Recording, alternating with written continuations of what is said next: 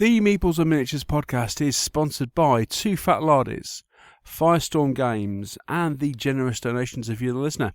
Thank you to everyone for your continued support. We really do appreciate it. The Meeples and Miniatures podcast, episode 270. The UK Games Expo 2019 and Operation Market Larden 7. With hosts Neil Shuck and Mike Hobbs and guest Dave Hickman. This show was recorded on the 12th of June 2019.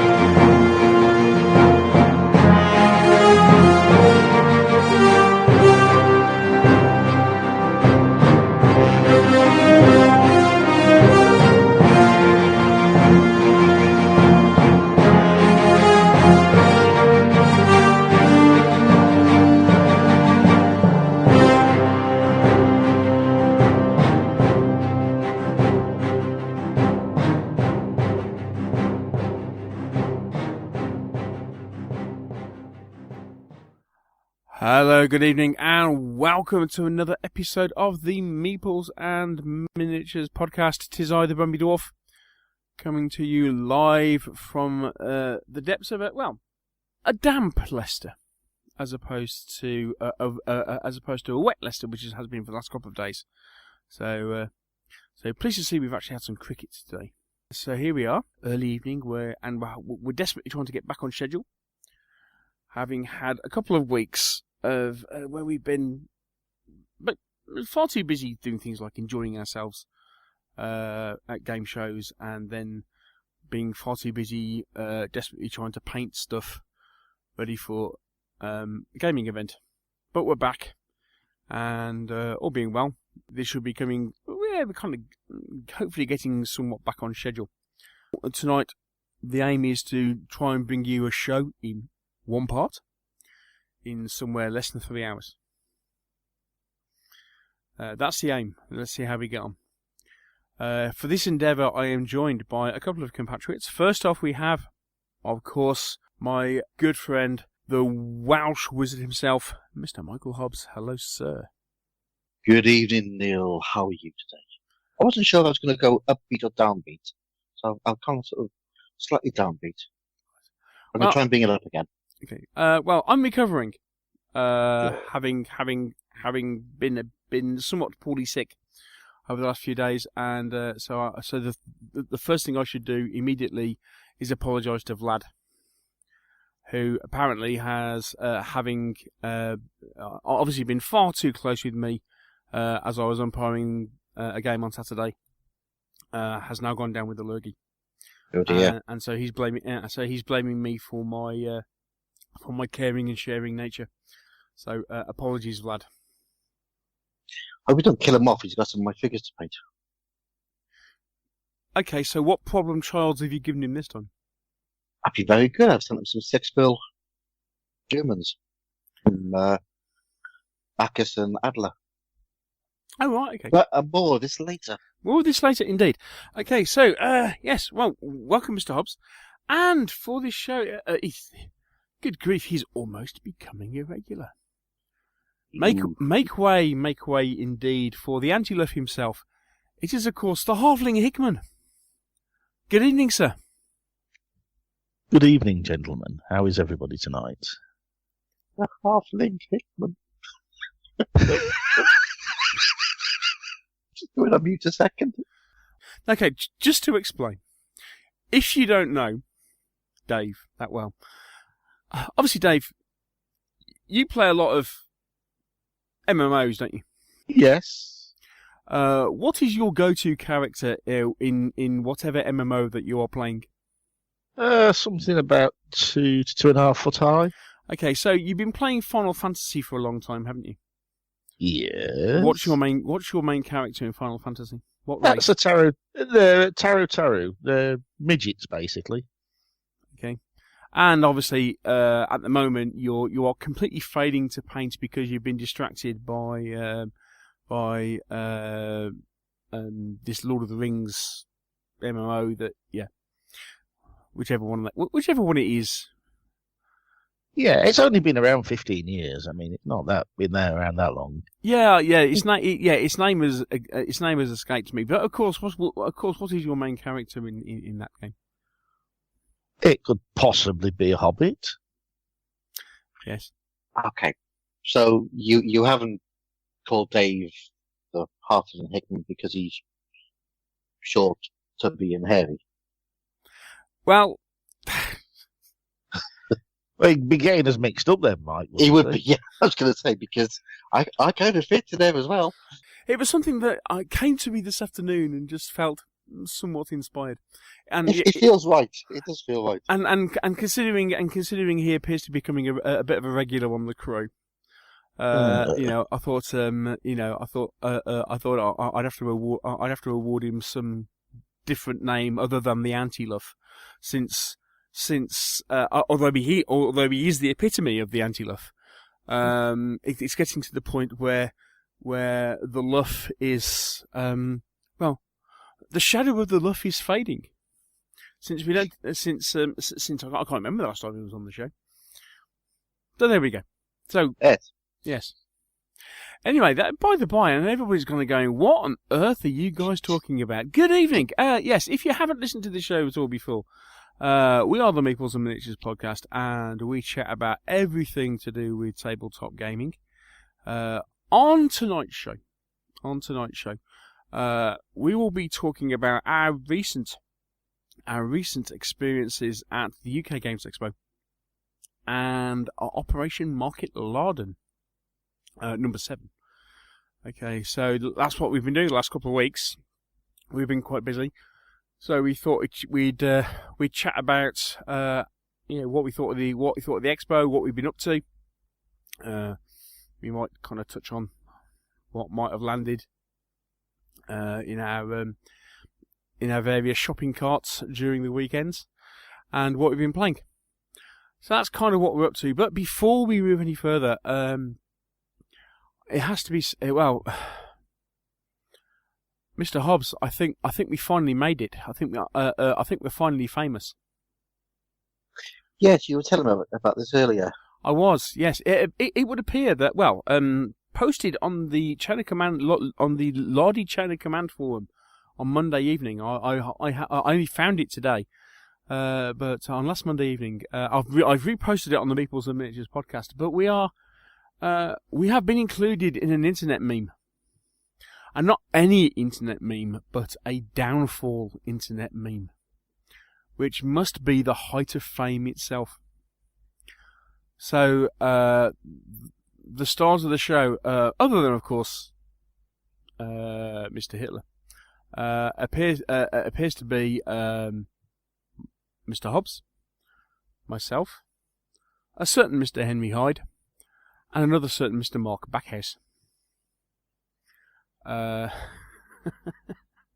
As apparently Mr. Hitler goes off on one about the fact that he can't get to move his troops in chain of command since his opponent appears to have rolled yet another 666. Yes. It's a bit of a giggle. It certainly made me laugh. So we don't know who actually made it, although there are some suspicions. Yes, there are some suspicions considering the butt of a couple of jokes. If you happen to be on Facebook, because I haven't been able to find the video outside of Facebook at the moment, but if you happen to be on Facebook, look on either the Chain of Command website or on the Meeples and Miniatures website, and you will see what we've been talking about. But I mean, we've made it. Obviously, at this point, because obviously we're now internet stars, we should just sit back and let the and let fame and fortune engulf us. So does this mean we're influencers? Because that's what all the cool kids are, aren't they? They want to be influencers. Influencers. Well, that would depend. I mean, I think there are several people that would claim that we are influencers, and we have been influencers that have emptied people's wallets. Well, yeah. I mean, we've been doing that for years. Well, indeed. Indeed. So in that case, I mean, who needs a meme? But there we go. So on that news, I think we should take a break, and when we come back, we will be talking about everything that we didn't buy at the expo in the last couple of weeks. Which wasn't much.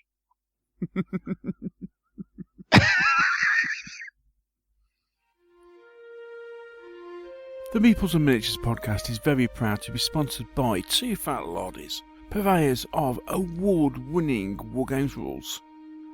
Now, the Lardies, not content with having one of the finest wargames podcasts in the shape of the Lardy Oddcast, they have now launched Lard TV on YouTube. A program that gives you regular insights into all aspects of the Lardy hobby. Recent episodes includes a playthrough of a Swamp Fox supplement for sharp practice with Rich and Nick, as well as Rich taking you through a terrain build from his recent Chain of Command Far East project. Many more things are planned for this channel, and it can be found on YouTube at the Two Fat Lardies channel. Alternatively, search for Lard TV. And don't forget, you can find everything to do with Two Fat Lardies at their website, including the web store, a supporting blog, and a huge and vibrant forum. That's at twofatlardies.co.uk. Two Fat Lardies. Play the period, not the rules.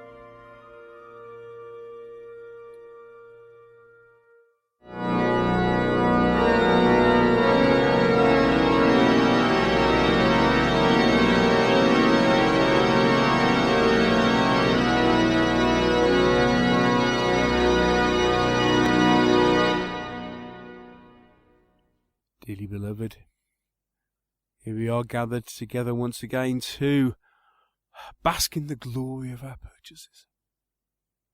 Because let's face it, we have the anti-love on the program, so we ain't we're not going to be guilty about anything, are we? I mean, come on. No, not guilty at all. No. Right, okay. So, shall I go first? Yeah, so this is everything that we bought outside of the expo. Everything that we bought outside of the Games Expo in the last 2 weeks. So this is post-Partisan, because we talked about that last week, despite the fact, post-Partisan and outside of the Expo. Next! So, you haven't bought anything? I have bought one thing. Okay.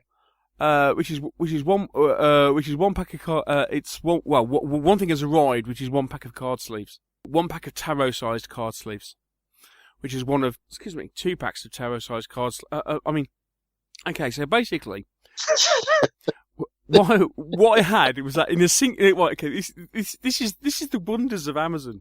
Okay. So on a single order, I ordered 2 packs of tarot-sized card sleeves. Yeah, and these are the Ultra Pro ones, as opposed to the FFG ones. And a box. Now, these are for the Saga Magic cards. Because they're tarot size, okay? And at the moment, I've had... You got those, have you? What, the cards? Yeah. I've got the cards. He's got the cards, it's the dice he's lacking. Oh, is he still looking at the dice? I've still not... I don't think so. Oh. I've still not got the That's dice. really taking his time to arrive, isn't it? It's a bit slow, I'd say. Yeah. I might. That's really irritating. I might be getting... Well, yes, I might be getting them this week. I might have got them last week had I had the time to go to Battlefield Hobbies rather than making sure packing ready useful boxes with scenery and making sure I'd got everything for a certain event. But anyway, no, I haven't. At this point in time, as of recording, I haven't got dice. Okay. And apparently, I am since informed by a certain Mr. Randall that it might actually be worth me, or might have actually been worth me getting 2 packs of magic dice rather than 1. Maybe. Ooh. But anyway, Anyway, yes. So yes, digression. yeah. It's like shocking indeed horror. Yeah. So basically, I ordered 2 packs of tarot cards sleeves and an Ultra Pro card box. But a tarot sized one. Because they do one, but stupidly enough, at the expo they didn't actually have them on display at the expo. Anyway, so I'd ordered these separately from Amazon. And they have, and it was in single order, and they have currently shipped each item individually. How crazy is that?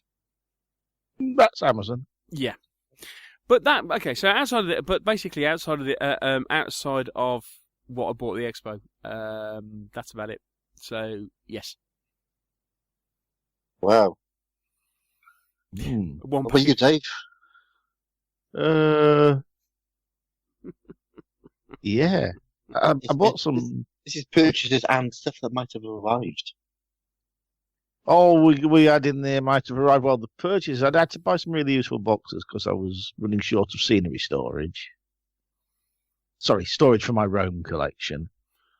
For Rome, yeah. Oh, right. Have you decided you're going to put those in really useful boxes now, as opposed to having them just open on the shelf? I worked out I could put 4 48-litre really useful boxes on top of the shelves. So I ordered them from Amazon, and they came well packaged in the cardboard box, which was then put in an Amazon cardboard box. Double cardboard is what you want to do. Hang on, so these aren't right. So these are 48. Okay, so these have gone in a space that which when we previously chatted about perhaps something that might arrive, we kind of said, oh yeah, it might fit in this particular space, but you've put that in that particular space, you've put something else. Yeah, I'm working on that.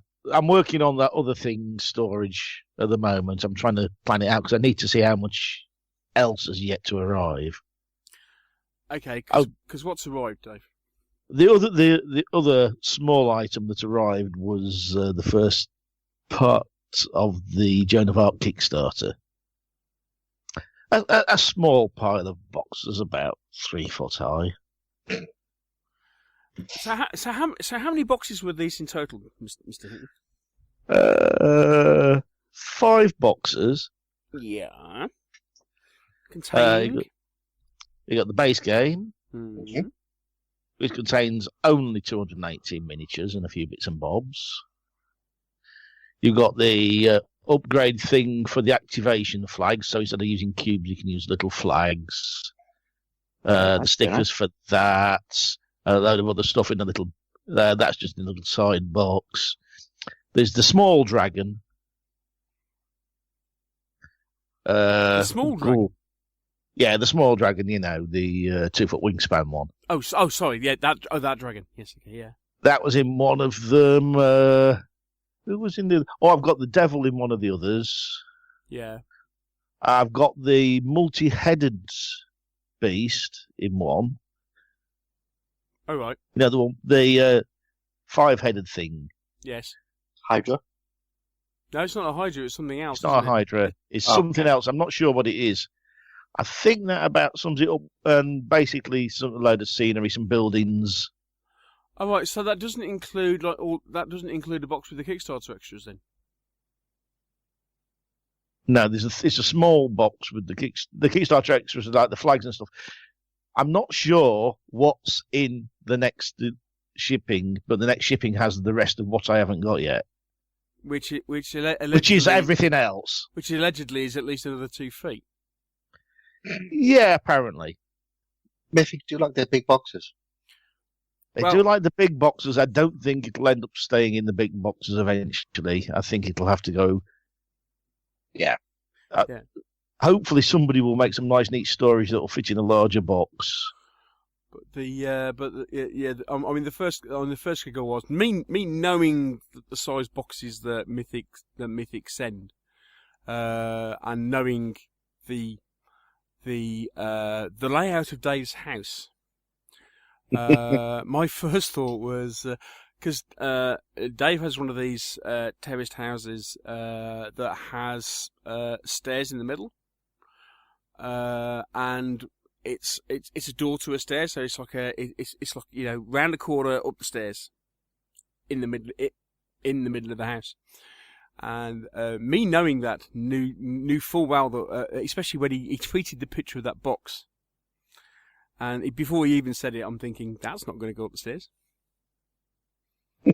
Well, it might have gone up the stairs, but I want to be able to carry it up the stairs. It was hard enough carrying it from the car. Having had to drive into work to fetch it. Was it a bit heavy, mate? It might have been, because I'm not exactly the strongest of people nowadays. So Joan of Arc survived. So Joan of Arc has arrived. Well, Joan of Arc Part 1 has arrived. Get on the table.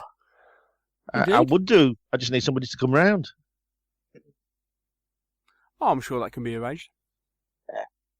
Yeah, we'll do something. Yeah, and then we'll just have to read rules. Cool. I've started reading them. It don't seem that complicated, to be fair. Cool. Oh, look, I'm looking forward to it. I mean, after all, the fact that I can come around and play it at your place is the whole reason why I didn't back it in the first place. So I've got to come around to your place and play it.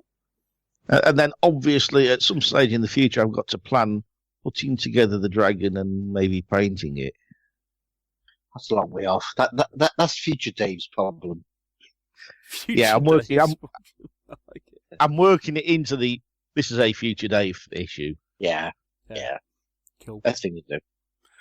Okay. So, was that it? Anything else in life apart from 3 foot of game? Actually, I don't think I've had to actually purchase anything due to the other purchases we've made over the last couple of weeks. So, right. Cool. I think that about sums it up. Excellent stuff. How about you, Mr. Hobbs? A few things. Really? Oh, okay. Yeah. Go on then. So, Command in Colours Medieval has finally arrived from that there America. Oh, yeah. Yep. I haven't owned it yet.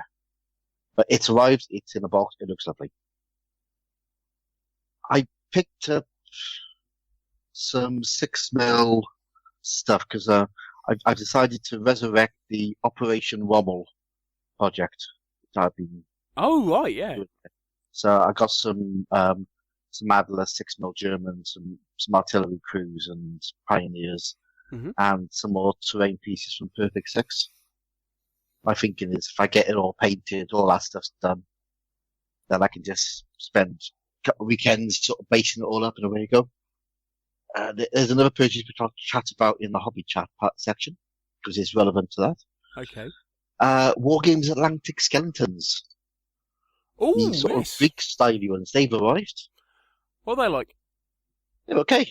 I haven't put together yet. They're small little frames. The small little spoons you can get. Yeah. They're those. So I think there's 3 figures on each, 3 or 4 figures on each. So 32 figures in total. Look okay. Look quite nice. Do they look? Do they look kind of fragile? Do they look? No, they look just right. Cool. Yeah. Look. Okay. One of them is in bits. You got to put them together. Yeah. But the others are sort of you've got the body and legs, and then the arms and the head on. So yeah, I think they'll fit for quite a lot of stuff because majority of the figures have got sort of plain heads, so they can be discounted. You can just swap shields out to another type of shield, and basically they don't have to be Greek. Yeah. But yeah, they look nice. I'll just put those together soon. Excellent stuff. We're gonna have a game of the One Ring role-playing game next month, and so. Wayne, who's running it. Hello, Wayne, because he just listens to the show now. Just send a mail out going, we need some figures for the characters to use. He said, don't worry, just use any old figures we got around. Right, that's really going to work with you, isn't it? No, it didn't work at all. So I bought a box of the Men of Dale figures from GW. What, because you didn't have enough Lord of the Rings figures? I didn't have any sort of Dale figures, and one of the characters is a Man of Dale. So There how was a many men of week Dale excuse. have you got now? 20. And one of the other characters is a hobbit armed with a bow. So I bought a pack of 4 hobbits with bows. That's a good choice. Oh, Yeah. from the Shire range. Yeah. Yeah. Which they're redoing soon. They got Are they? the next book is they're bringing out is the Scouring of the Shire. So all new hobbits and things are coming out. It's very exciting. And terrain. Basically flat pack hobbit hole. Very nice. Ooh. Look at that. So yeah, so that's what I got outside of the expo. Well, that was moderately restrained. It's not bad. Not bad Six at all. Yeah, very. Indeed. Yes. Why we have been so restrained will become evident Yeah. in a short time. Right. So, in the meantime, is there anything that is temptations, maybe stuff on your radar? Right. So at this point, I'll say okay. So the one thing that I haven't backed yet, but I probably will end up backing, is Escape the Dark Sector, which is the sequel to Escape the Dark Castle. Oh yeah. Now, Escape the Dark Castle, Mr. Hickman kind of went all in on, and I know Mr. Luff was in, and we were umming and ahhing. We were umming and ahhing at the expo and thinking, okay, what are we? You know, is this some? Well, it's like, is this something we're gonna, we're gonna do? Because we've got Escape the Dark Castle. They're just going to be doing the same thing again, aren't they? Wow! They then launched the Kickstarter for Escape the Dark Sector. And it does appear that they have made some changes. So the game plays differently. Different enough, and especially since I don't own Escape the Dark Castle, that actually it might be worth owning a copy of this new game, or at least one person in our group owning a copy of this new game. So that's kind of on my radar. I kind of went, oh. I think it's as we're recording this, I think it's running for another 18 days or so. So it's Themeborn Games. But if you just search for Escape of the Dark Sector, for example, they're now splitting the adventure into into like little mini adventures, which get harder as you go through, and you have different levels of equipment that you, as you go through each. So like rather than having one adventure, it's now split into 3. So it's almost like 3 acts, as opposed to just a single long adventure, and stuff like this. And they've just changed how they do how the game runs a little bit, and it sounds quite interesting. So I thought, and yeah, as I say, since I don't own the original, I thought, you know what. I'll bite the bullet and I'll take one for the team. Good man. And I'll obviously back it for research purposes to see what they've done with the and apparently they got they're doing play mats for the whole thing and stuff as well, which sound quite interesting. So there we go. All sounds good. So that's kind of on my radar as a Kickstarter, and yeah, I think that's the other thing I'll talk about that later because it kind of falls into what we did at the expo. So that's about it for now. Cool. How about you, Dave? Me, I'm still looking out for a few 20mm Northern Desert buildings for some scenery for water tanker, but beyond that, not a lot really at the moment. About hovels. Hovels? I hadn't thought about hovels. And hovels the manufacturer, not hovels as in. Never heard of them, sir. Have you not? No, you see. Hovels is an old company. It's been around for donkey's years. Doing very nice resin stuff. It's all solid stuff, but it's for what a tank is, it might be good. They do 20 mil. Yeah, I've found a few people do 20 mil, but just to get sort of North African scenery is quite tricky sometimes. You just have to like adobe buildings, aren't you? Yeah. It's basically, I only need 2 or 3, and then that's fine for a table. Mm. If only you knew anybody who produced wargaming buildings. I do. I poked him a few times saying, when are you going to do something for North Africa? But he's not there yet. Is he not there? No. No. Well, we'll put the word out on the interweb, and we'll ask the Meeples posse. I've seen a few on the eBay thing, but I'm a bit dubious about buying off of there. Okay, so dear Meeples listener, if you have any recommendations for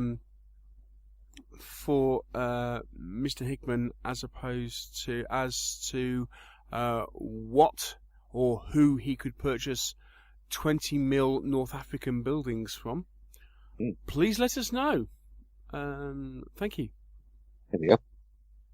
How much? Yeah. And you, young sir? I do have a slight temptation, but I think it'll wear off soon. Really? You think it'll wear off? Yeah. I'm sort of tempted again by Malifaux. Oh, really? Is this because the edition has just come out? Well, yeah, it's about to come out, isn't it? Yeah. And, it's about to come out. Yeah. Yeah, and I used to really enjoy first edition, but then it went a bit silly, so I stopped playing it. I've still got all my figures of first edition. I just think I might could just dip in the toe in to have a little look. And also we had a look at their skirmish game, or their bigger battle game, Beyond the Breach, I think it's called, which is a sort of squad level game. I think me and you had looked at it at Expo, Dave, didn't we? Oh yes, we did, didn't we? Yeah, and they look quite nice, and the figures are very reminiscent of the Legions figures from Spartan Games. Oh right, yeah. Dystopian Wars Legions. It's that sort of styly figure. Oh right, okay. And I've got 2 armies of that painted. So, I think, if I could use those figures, it might be a nice little fun game. So I'm tempted. I might have a look. I don't know. I won't buy any figures because I got loads, but I might pick up the rules for research purposes. Indeed. Of course, those research purposes that keep falling in. Oh, I've just thought of something else I'm sort of thinking about now after last weekend, which was little aircraft. About 1/600th scale little aircraft. Well, it's always worth buying 1/600 little aircraft, Dave. I have a few. I did notice they're very nice. Yeah, lovely. Very nice. And very, very reasonable as well. You get 6 planes for a few pence. It's not them that I'm worrying about, it's the bases and the magnets that scare me. Oh, bases are fine. What's the phrase? In the grand scheme of things. I have to be careful with my money. I think if you can do anything, Dave, 1/600 aircraft, you can spend 20 quid and have enough for a massive battle. Yeah, I know. It's just, I think it's really funny. Yeah. Yes, you should do it. Definitely do it. Just do it, Dave. Do it. Do it. Do it. There we go. Right. I think we're finished for now. Yeah. Okay. Fabulous. Right. Okay. So there we are. Okay. So we'll take a quick break, and when we come back, we'll have a small bit of hobby.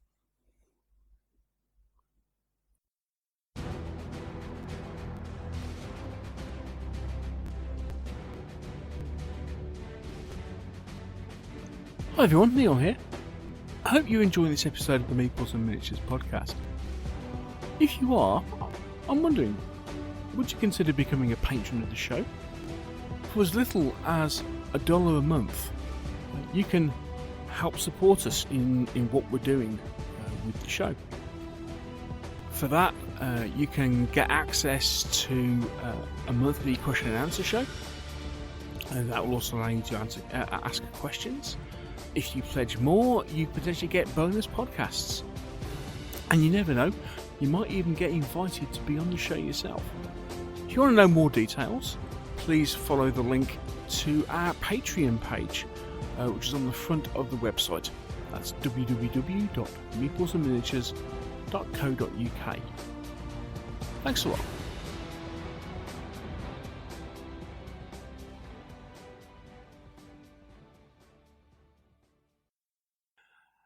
So we're back, and it's time to talk about what we've been up to in the hobby that hasn't been involved with the UK Games Expo and Operation Market Larden.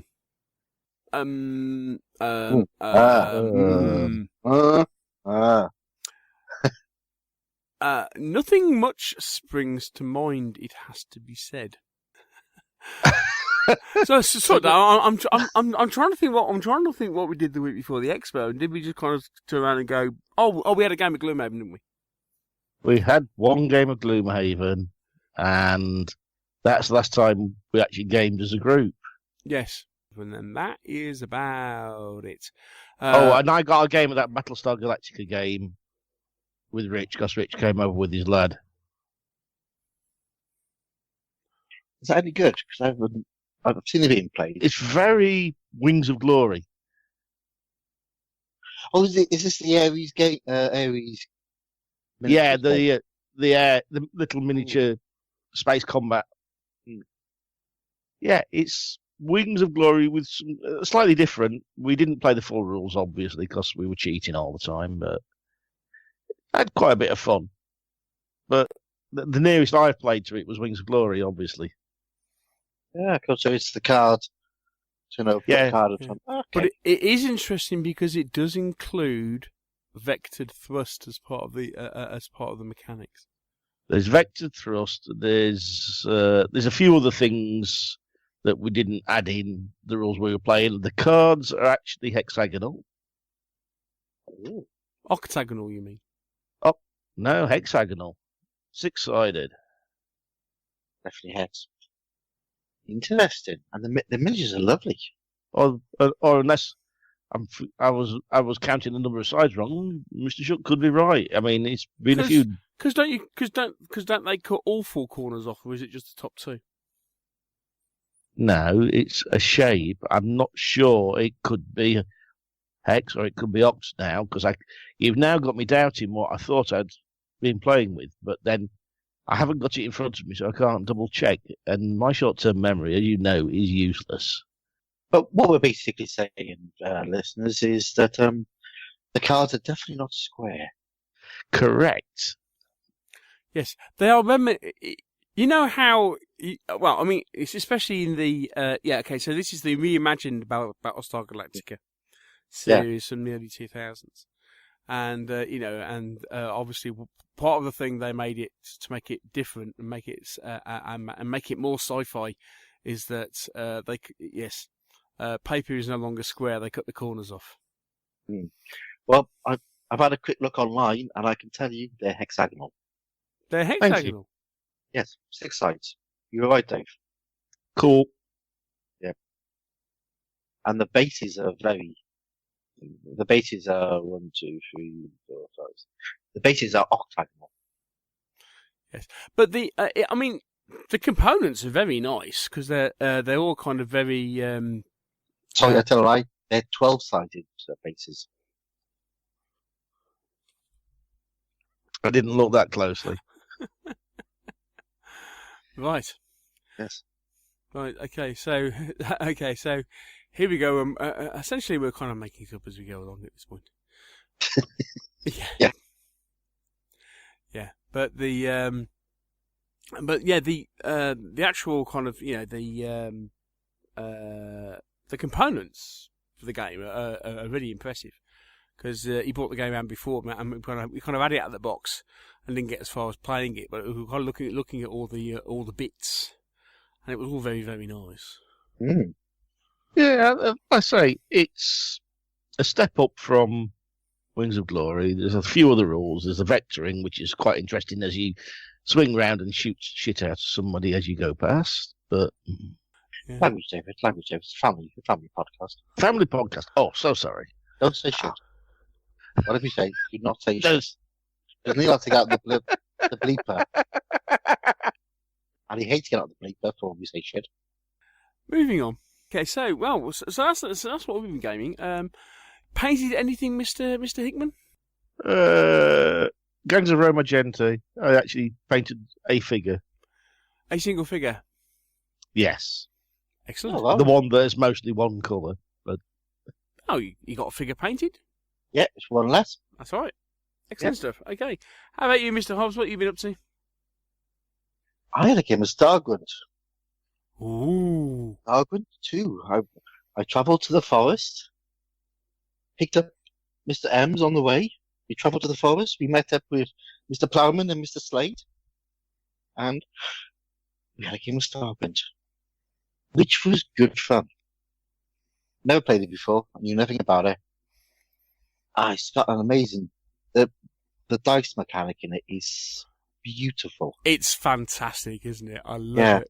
It's, for those, anybody who hasn't played it, it's essentially, you have, the dice go from D4 up to D12, and you roll a certain number of dice depending on what you want to try and do. The dice are all color coded, so they match. And so if you got a weapon which, is rated blue, then you roll a D6 for it, because it's a blue D6. And the number you're trying to, the target number when you fire it is actually the dice roll that's rolled by the defender. So the defender will roll a certain number of dice, take his highest roll, and that's the number you have to try and beat. And if you get one success, it's minor wounds. It's two successes, it's serious.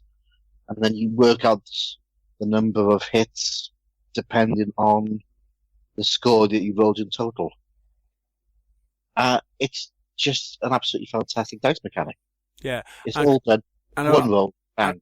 Yeah, and of course, the defending dice is dependent upon things like, for example, what the defender's defense capability is.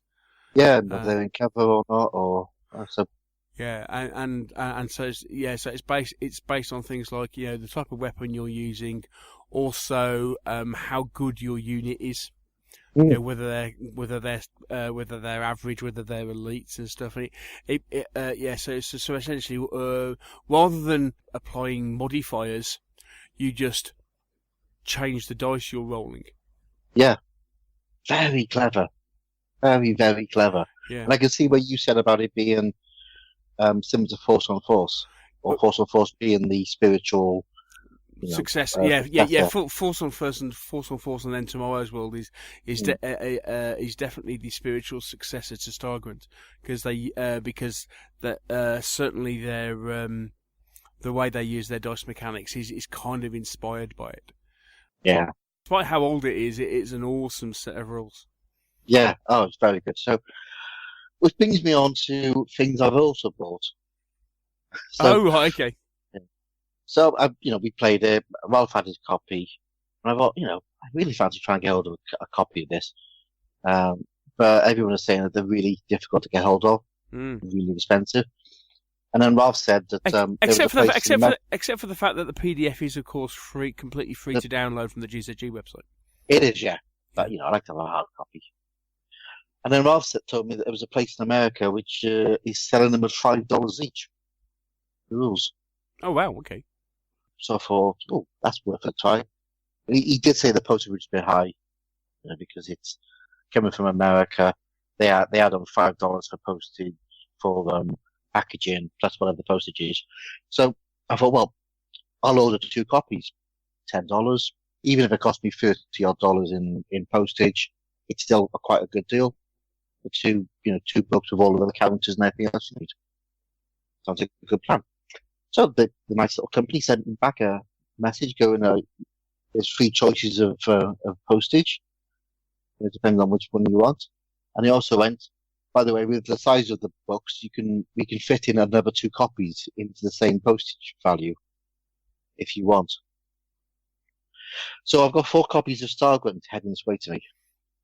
Excellent. Ooh.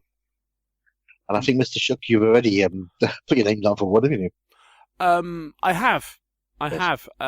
Despite the fact that I was very, I'm engaged in spoilers, but I was very kindly given a copy of the rules by Mr. Baldwin very kindly put. He said, I've got a copy of Stargrunt complete with the counters because I've got a copy of the rules, but I can't remember what I've done with my counters. There'll be a little box somewhere. Yeah. No, they'll be on a sheet somewhere because I never actually separated them. And Paul said, "Oh, I've got a copy. I've got a copy set complete with counters." And so he very kindly gave them to me during the expo. And then he only turned around and went, "Oh, I'm buying a set from the States." I thought it would be almost rude not to have another spare set just in case. Yeah, because it is. Did I mention it's a lovely set of rules and it's actually really interesting just to read it? It looked great when we were playing it. So yeah, and it'll only cost you $5. Excellent stuff. Plus the $40 postage, which I've decided you can pay. Excellent, thank you, Mr. Hobbs. Most That's of okay. I'll make a profit out of this yet. So that's the only game we played. Remember last time I said I haven't been painting? I've lost my painting mojo for a bit. Yes, you had lost your painting mojo. Kind of coming back. Okay, cool. Yeah. It's a ride back. So I started the aforementioned Project Rommel again. Yes. Which is my trying to sort out all of my 6mm World War II stuff and rebase them for Rommel on a 70 by 50 basis. Right. So I spent a long weekend basically chipping all of the vehicles off the old bases that they were on, tidying them up. I dumped all the infantry because they were all irregular miniatures infantry and they've been rebased a few times. So I thought, scrap the infantry, keep the vehicles because they're all GHQ.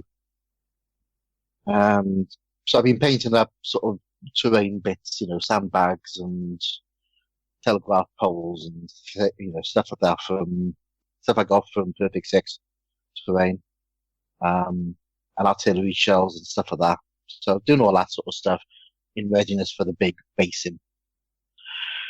And then I thought I got to paint these few figures for our One Ring game. Mm-hmm. So I painted up some elves and a ranger and a dwarf and stuff. And then I took a look at my Morian orcs, which I painted 6 up. Yeah. And I had 48 to do. Yes. And they were sort of half painted, sat on my desk, and I thought, I'll just do those.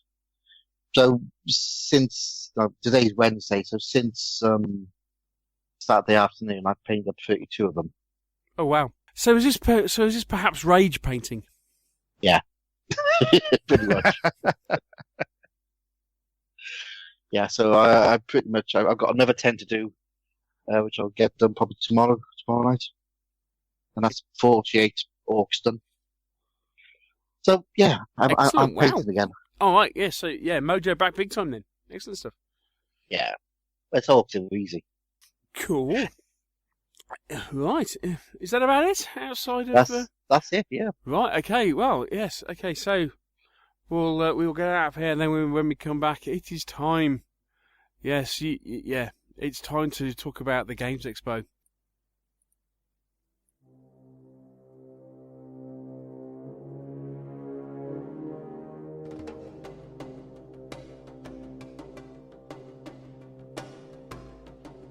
The Meeples and Miniatures podcast is very proud to be sponsored by Firestorm Games, one of the largest hobby retailers in the country, with branches located at Victoria Road, Swindon, Tesco's in Newport, and the South Wales Gaming Centre, Trade Street, Cardiff.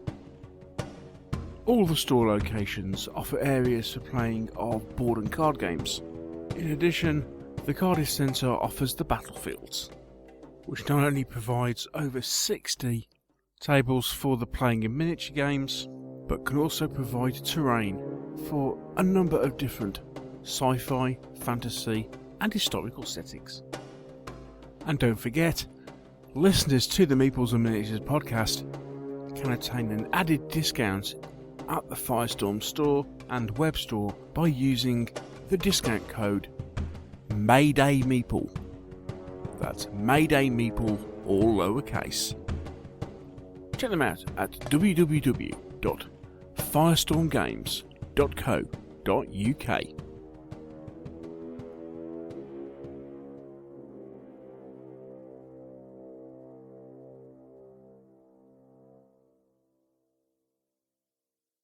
And so, dear listeners, it is time to embark into the world of the UK Games Expo, which we attended all 3 days a couple of weeks ago. If you are completely unaware of that of which we speak, the UK Games Expo is the biggest. It's the second biggest gaming show in Europe. Somewhere between the third and fourth biggest in the world. It tends to kind of seesaw between Expo and Origins as opposed to which is bigger. But it is held in Birmingham, usually on the last weekend of May, first weekend of June sort of time. And it's held over 3 days at the National Exhibition Centre in Birmingham. This year was its 12th year, 13th year, something like that. And yes, and each year has been bigger than the last. So yes, it was held in three halls of the NEC this year. Plus, they took over the Hilton Metropole Hotel as well. A celebration of all things gaming, board games, card games, role-playing games, and miniature gaming, and paraphernalia associated thereof. And also includes things like LARPing and a few other bits and pieces as well. And the fringes. So basically, anything connected vaguely with tabletop gaming of some description can be found at the UK Games Expo. This year, we decided that we were all going to attend for the 3 days. So, time to have a chat about our thoughts on the show. I enjoyed it. Yeah, really good 3 days. Very tiring and quite expensive. Yeah. Right. Okay. Let's. Right. Okay. When we say expensive, I mean, is it expensive to attend? No. Oh no, it's really cheap to attend. Yeah. It's the ancillary things that are expensive, I found, like all the games you buy. And the odd book or two that happen to fall into your heart. Yeah. So give us some context, shall we, Neil? Indeed. Okay, so we toured the show for 3 days. We primarily actually stuck together for the majority of the 3 days. It is one of these shows that you can. There were around about 400 traders there this year. I mean, certainly from so put it into some sort of context. I think it is still primarily board game RPG. Yeah. Show. Wargaming does come in, or miniature wargaming stuff. Definitely comes in fourth, as far as in the 4 things that we've listed. And there's lots of accessories to be had as well. Whether that accessory be something as small as a dice tray, or as large as a custom-built gaming table. It's got it all, isn't it? It does have a lot of stuff, a lot of different bits and awful lot of different bits and pieces that are available, and as I say, lots of stuff that you probably wouldn't see elsewhere on the show circuit. Certainly outside of a big show like this, or like Gen Con or Eschenspiel or something like that. And one of the great things is most places you're going round, you can sit and play games. Whether that's a case of you can just turn up, go to a board game cafe. Well, basically there's a board game library, and you can go and play games all day should you so wish. Or you can go and try out games that you're interested in. You can basically try before you buy. There are several publishers will have stuff there that you can try because they're about to produce stuff on they're about to produce it on Kickstarter, or it's due for imminent release elsewhere. So you have the opportunity to buy games before they hit retail, or just try before you buy. Which is a nice bonus, and it's not just the odd one or two people that do this. This is kind of par for the course with this particular show, which is one reason why it's quite so big, because there's a lot of floor space taken up with people playing games, despite the fact that it covers 4 halls. I mean, it's not massively crowded for. I mean, it can be difficult to get, especially on certain days like a Saturday. It can be difficult to actually get to play a game, but at least they give you enough room to do so. Yeah. Yeah. So should we run through each day? Yeah, go on then. Yeah. Okay. So Friday we met up. Indeed. We all got there early. We did. Yeah. It's scary. Yeah. As it opened. Now, normally Fridays are quieter day, isn't it? So we sort of said that would be our day to go around the trade halls and buy some stuff and play some games. That's kind of what we agreed beforehand in our rough plan. Yeah. Yeah. Yeah. So I immediately circumvented that because the first thing that happened on Friday was on Thursday night. I found the entry on the Mythic Games Facebook group that said, "Oh, by the way, we're gonna be selling some dragons, as in the Joan of Arc dragon. We're going to be selling some separately." And I didn't actually, although I kind of back to putting the pledge managed to get a dragon. I ended up chicking out of getting a dragon, but I kind of in the back of my mind I still really fancied a dragon. So when they turned around and said we've got some, I think across the whole show they had a couple of hundred. They had like 100 available on Friday, 100 available on Saturday. So the first thing I did was get in the queue and buy a dragon. So this is 5 minutes after it opened. This is 5 Neil's minutes. already a dragon now. Yes. Yeah. Dave, how long did it take you to make your first purchase? I can't remember. What was my first purchase, Mike? I honestly don't remember which one was my first. Ooh, I don't. I know what mine was. It was one of the books, but I can't remember which one it was. I think it might have been that big slip sleeve. Yes, it was Chaosium. Yes. Chaosium, yeah. Oh yes, and that would have been my second purchase. Yeah. I mean, but basically what happened, listeners, was within half an hour of the show opening, we were laden down with bags and bags of stuff, and we had to go and drop it off at the Stop and Shop. Yeah, they have a shop and drop, but basically at the back of the hall they have this area where basically you hire a box for the day, and they have like this secure area. And essentially, most places have a cloakroom there you can go and drop off your coat. These places have an area where you can go, and you can basically hire a box. Yeah, in which big box, a big box in it's which a very big box in which you can put all your purchases, and then you must remember to go back at the end of the day and collect it. Yeah. Oh, they'll sell it. Yeah. Indeed. But yes, so yeah, it took us all about half an hour before you. Yeah, what was it? Within an hour of being in the show, we spent half an hour purchasing, and then best part of 20 minutes in the queue for the shop and drop. Yeah.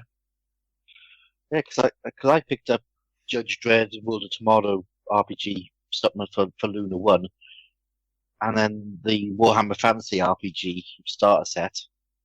And I picked up the RuneQuest slip box Slip Sleeve, all 3 RuneQuest books, and the which was the other one? Call of Cthulhu. Call of Cthulhu starter set. Call of Cthulhu 7th edition starter set, which is yes, I also picked that up as well.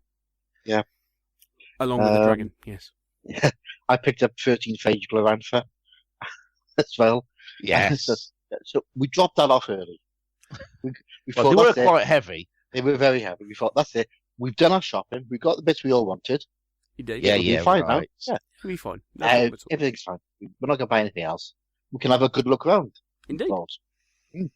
Try and do all the whole one. I don't think we ever did complete the whole one, did we? No, we did about half of it on the first day. I think we managed to get all around the whole of Hall 1 by the end of day. I think by the end of day 2 we'd done all of Hall 1. Yeah. I'm not sure we actually did. I still think we didn't actually do the whole of the hall, but yeah, I think there's a few corners we didn't get to. But right. We did well. So what else did we pick up on the Friday? Anybody remember? Well, this will also include maybe things that that I'd kind of played and then bought. Okay, and this will be kind of jumping around during the day a little bit because that's fine. Yeah. Okay, so I think it kind of went in a bit of a blur, didn't it? Friday. It did. I mean, we said okay, we definitely want to play a game. Mm-hmm. So I booked us into a demo game. Of Etherhalls, which is Everhalls, that's it, yeah. The new game from Awakened Realms. Now, these are the people who have done Lords of Hellas, Tainted Grail, Nemesis. They had box games of Nemesis on sale. I know it was frustrating, wasn't it? Yeah, because yours hasn't turned up yet. So. Are you still waiting for yours, Neil?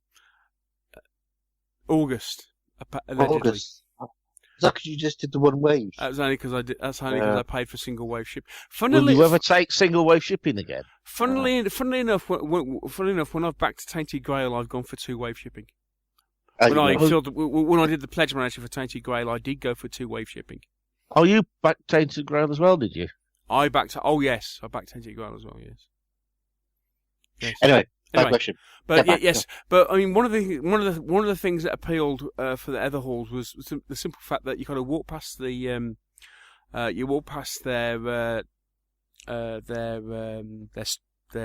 stall. Yeah. Oh, well, you know what I mean. Stand. That was something I was after. And they weren't the 3-ups. They reckon they were 30% bigger than. Yeah, they said about 30%. They had these resin figures from this new game, and they were stunning. You look at them and kind of went, ooh, these look nice.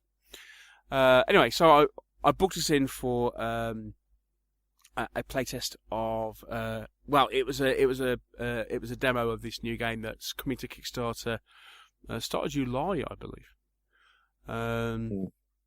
Probably more of which in a minute. So we've done that. But yes, purchases. I ended up at one point with Josh playing a game called SSO, otherwise known as Starship Omega, which is it's quite a small board game. Think a kind of tiny epic. Basically, it's kind of component light, or its production value lies in its gameplay as opposed to its bright and shiny components. But we got a demo game of it, myself and Josh did. Think of it as Tiny Epic Alien, or perhaps or ish, it's that kind of style. It's a sci-fi survival game where you play crew members, and there are 2 different variants. One is a variant where it would appear that the computer is trying to kill you, and then there's which is a kind of 2001ish, and then there was another variant where it would appear that that there is somebody on the ship that is trying to kill you, as the designer described, somewhat reminiscent of something like Sunshine, for example. Have you seen Sunshine? No, the Danny Boyle sci-fi thing where they have to go and reignite the sun. That's not the original Russian one, then. No. What, you think it's Solaris? Oh no, sorry, I'm mixing up there, aren't I? Yeah, Solaris is a different thing. Yeah, Solaris is something completely different, mate. But no, okay. Anyway, but really, really interesting game, and you could get the game and its expansion for like 15 quid. It was like, oh, that's a no-brainer. Had a lot of fun playing it, and looking forward to getting that out again. That was fun. I liked that. What else did I get on the day? Discovered. Yeah. Oh, of course. As I was playing this game, I happened to glance up and noticed that the company on the opposite side of the aisle from where we were having this demo of SSO was selling some Rune Wars boxes at very cheap prices. So completely unplanned, bought 2 or 3 boxes of bought a couple of the Latari Alf army boxes at like something like 25% of their 75% off, 70% off, something like that. Yeah, a huge bargain. Okay, forget the game; it was worth it for the figures. So yeah, they were selling off several. I mean, they were selling the base game of Rune Wars for 30 quid. Now you've got something like 80 odd 28mm plastic miniatures in that of men and undead.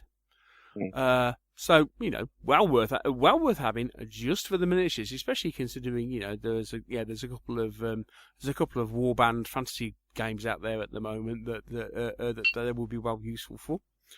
So yeah, that was completely unplanned. Anything else I spotted? Oh yes, sumo gnomes. Yes, not the sumo gnomes. I forget who spotted sumo gnomes. Was it you, Mr. Hickman? I think it was, Dave. It might have been, because I saw this big wooden thing on the table and, ooh, what's this? Looks simple. I can cope with that. It's definitely my game of the event. So, to describe to listeners, sumo gnomes, it's sort of a dice game.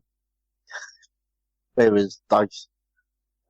It's basically sumo on a little grid, and your dice are the sumo wrestlers, and you roll dice for the moves you can make.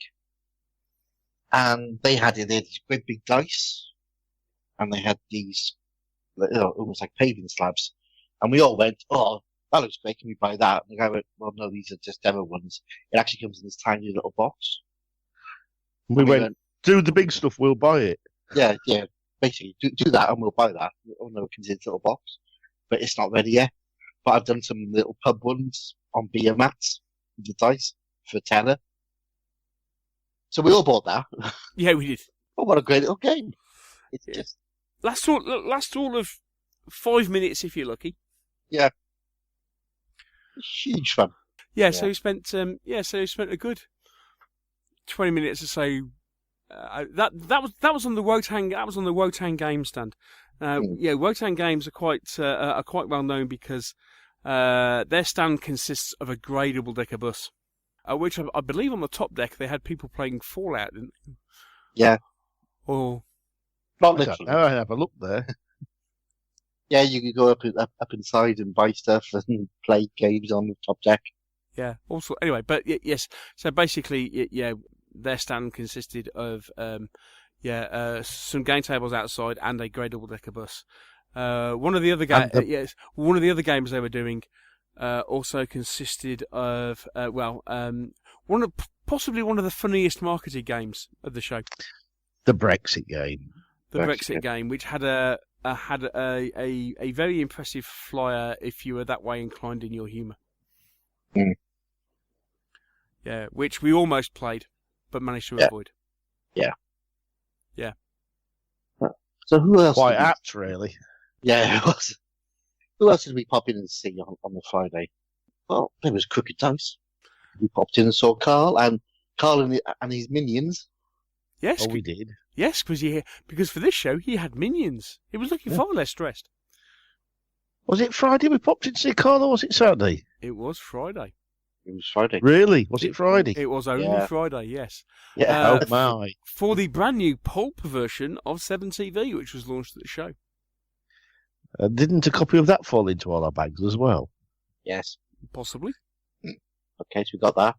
And we met Peter, who came on the show from the university, because this was the game that the university students all put together. Oh, yes. With those? Yes. Oh, yes. Yeah, so it's when he came on the show with Carl, didn't he? Mm. I was chatting all about that. So if you remember back on that particular episode, they were talking about putting together this game as part of their university course, and yes, this was the culmination of it all. So we got to chat to a very nice young lady about everything they've been doing. Yeah, I bought it. Well, then we bought it. And somebody else bought some other figures. Well, some Welsh person bought some very interesting figures. I bought a Timmy Tonka and the. Let's be honest. If painted up, Timmy Tonka would look an awful lot like Willy Wonka. And the Tiny Terrors, if painted orange, be the dead spit of Oompa Loompas. They're all them. And what else? We popped in and we saw Joe and Michael from Swan. We did. We did. I bought the almanac from them, which I bought as well. I bought that at Chilcom. Yeah. Yeah. Okay. Yeah. So so we did that, and then as I say, we played the aforementioned Ether Halls, which is it was really interesting because we got ushered into this small booth. This was quite entertaining, watching three large gentlemen try and squeeze on one side of a table. Yeah. Large as in not in height. Yes. What's the phrase? Rotund, all of us. Rotund, yes. Yes, yes, rotund at various levels, and yes, at the point, there was a certain point when they looked at me, and then I went, "What, you expect me to get through that gap?" Yes, so there were three of us on one side of the table. Yes, so we were taken into this game of Ether Halls, which we can't talk about. Which we can't talk about because we all signed NDAs. Oh, indeed. Oh, yes, indeed, we did. Yes. Yeah. Yes. Very interesting. Yeah, looks very interesting. I think all we can say is, it's a. All I can say is I'm probably going to back it when it comes up onto the Kickstarter. Yeah, I'm the same. Yeah. Okay. Very, very interesting, and has some gorgeous figures. Yeah, it does. Very, really good game. So we all did lots of shopping. We did. On the Friday. Strange. Which makes me ask the question. I was just remembering, because we went up to Cubicle 7, because I was looking for the Lord of the Rings. Oh, yeah. So One Ring stuff. And the guys had a little problem with the shipping of their kit to the expo. They'd somehow lost a pallet. Yeah. Which had all the stuff I wanted to buy on it. Yeah, that must have cost them some sales. And basically, they didn't get it all weekend, so I guess they weren't very happy people. No. But we did go to the Cubicle 7 seminar. We did indeed. You two did go to the seminar, didn't you? Yeah. Yes. Yeah. So what was that all about then? It's about what they've got coming up, what they're releasing. What they're supporting, how they're carrying on. Yeah, very interesting. So they got the next edition of the One Ring coming out soon. They picked up the license for a 40k role-playing game, which I can't remember the name of. Yeah, it's got. Yeah, I wasn't paying that much interest. I just went, oh, version two of One Ring. I've not completed buying version 1 yet. Well, luckily, it's the books are going to be compatible. Yeah, I know I know they did say the supplements are all compatible. It's just the base rules they're going to modify a bit. Yeah, well, that's okay. But yeah, they got some good plans. They got lots of stuff coming out. They've expanded massively, Cubicle 7. So they've just moved to Ireland, haven't they? Yes. I can't imagine why they want to move from Britain to Ireland at this time. Anyway. So that brings us on the question. At Salute, Dave, which you went to. Yes. You weren't very happy because it wasn't very browse friendly, was it, for your shopping? No, it wasn't. How did the expo do? The expo did fine, as it always seems to do. So what's the difference? I don't. The numbers are about the same, aren't they? It's about the same numbers. In fact, it's probably more people in that hall on the Friday this year than there were on the Saturday last year. Yeah. But I don't know if they're more polite, they're less likely to get in the way. It just felt a lot more relaxed. Yeah, it was very easy to browse around there, wasn't it? And I don't know if it's the products, because, gamers or wargaming manufacturers tend to have lots of blisters. Yeah, they have lots of things in a very small area, whereas board games and role-playing games tend to be books, or larger items tend to be spread out more. That could be it. I mean, it was interesting. It was noticeable. It was noticeable that those companies that were selling blisters. So, for example, at one point I was browsing through for Reaper Bones stuff.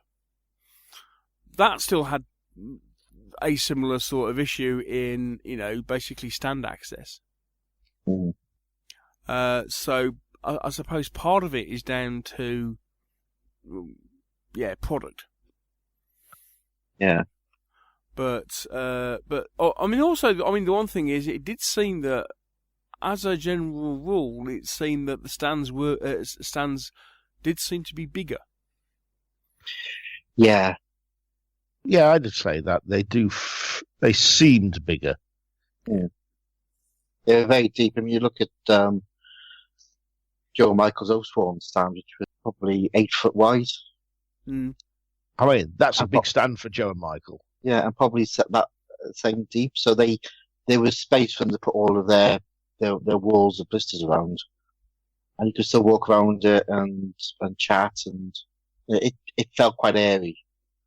But, I don't know what it is. It just, like you say, it just felt different. I think it's not rushed. People don't seem to rush there because they've got time. Yeah, it does feel a lot more relaxed in there. Even when it's really busy, it doesn't feel stressed. Yeah, and it did get quite busy on the Friday. Yeah, surprised me. Mm. Yeah. So that was basically Friday. Was there anything else anybody else did on Friday? Remember? We played Zona. Oh, Zona! Oh, yeah, I forgot about that. Yes, and now this is a new game that is not coming out to Kickstarter. This will be coming to retail. Becoming to retail. It's being published it's being launched at Essen. It's by Rebel Publishing, who are the same guys that did Nemesis. Thank you for not commenting further on my misfortune. It has an interesting theme, does it not, guys? Yeah, so it's basically around Chernobyl in a sort of what if sort of post-apocalyptic novel. Yeah, which could have happened. Yeah, probably did happen, but we don't know about it. Where we play scavengers. Indeed. Hunting around for equipment and trying to find our way into the zone. Yes, because the rumor is that there is something marvelous to be had in the ruins of the reactor. Yeah. So basically, painful death, I think it's called. Well, yeah, yeah. So the idea is basically you got to wander around. It's one of these things. If you got to wander around, get stuff in order to, you have to go and collect stuff from various areas, kill stuff. Yeah, gather items in order to eventually get to your goal, or be the first to get to the goal of entering the reactor and discovering whatever is there waiting for you. Yeah. It was really interesting, wasn't it? Well, an hour went really quickly. Yeah, I really enjoyed it. Good little game. Lovely miniatures. Oh yes, lovely miniatures, yes. And yeah, interesting game. Lots of different mechanics. It's despite the fact that it's like a lot of games, it's not a copy of anything. It has its own unique features, and of course, with its particular theme, it is topical, shall we say? Indeed. So yeah, that was great fun, wasn't it? That was a good. Yeah, that was Friday. So we went home. Well, we one of us went home. Somebody came back to Leicester for some reason, and meals were eaten, beer was drunk, and day two. Day two. We met a celebrity. We met a very Australian gentleman. It was. Hello, Dave. Copper. That's my name, Dave. Mr. Hughes. Met up with Neil Hughes for the day, because Neil had taken a day out of his tour of his European tour in order to spend a day at the expo, and actually in order to meet up with us and spend the day with us. So we spent a day wandering around with Neil, him sorting out some shopping, we playing some games. Now I have to point out at this point that the one thing about Friday is that everything I purchased on Friday was not in my purchase plan at all. And everything or at least wasn't in my purchase plan before Friday. Before you saw it. Well, yeah, I mean, I'd say possibly with the exception of the dragon, but I mean, even so, that was a last minute thing. So Saturday saw my one planned purchase. And that was one of these things where we kind of went, okay, are we going to buy this or are we not? Well, we'd look at game first. But and the guy turned around and said, well, if you're going to have a if you want to try it before you buy it, be quick. Apparently, was it the fastest selling game at in certain stalls at the expo this year? Yeah, the gentleman we're talking to, he'd sent somebody back to the shop to fetch every copy they got. Indeed, because they sold out on the Friday. Yes. What on earth are we talking about? You say? This is Outer Rim, which is the new game from Fantasy. Excuse me, the new game from Fantasy Flight, which I am assured subsequently by a certain Mr. Randall, Sean, that it is very reminiscent of Merchants and Marauders, or indeed the Firefly game, just shorter. But everything's shorter than the Firefly game. It is very true. This is indeed true. So I bought a copy. I might have bought a copy. Yeah. Yes, we may all have managed to get a copy of that on the Saturday morning, and indeed some of us even managed to get a game of it. Yeah, that was pure look at the Fantasy Flight stand. Yeah. And what was it like? What do you think of it? Because I didn't play it. It's quite interesting. We really enjoyed it. It was the interesting thing is that, and this is something I've subsequently read online, looking at the board game guys who reviewed it on Board Game Geek. The potential only danger with it is that if you play it 4-player, they reckon it plays between 45 minutes and an hour per player. And they basically turn around and say, if you play it 4-player, play a shorter game.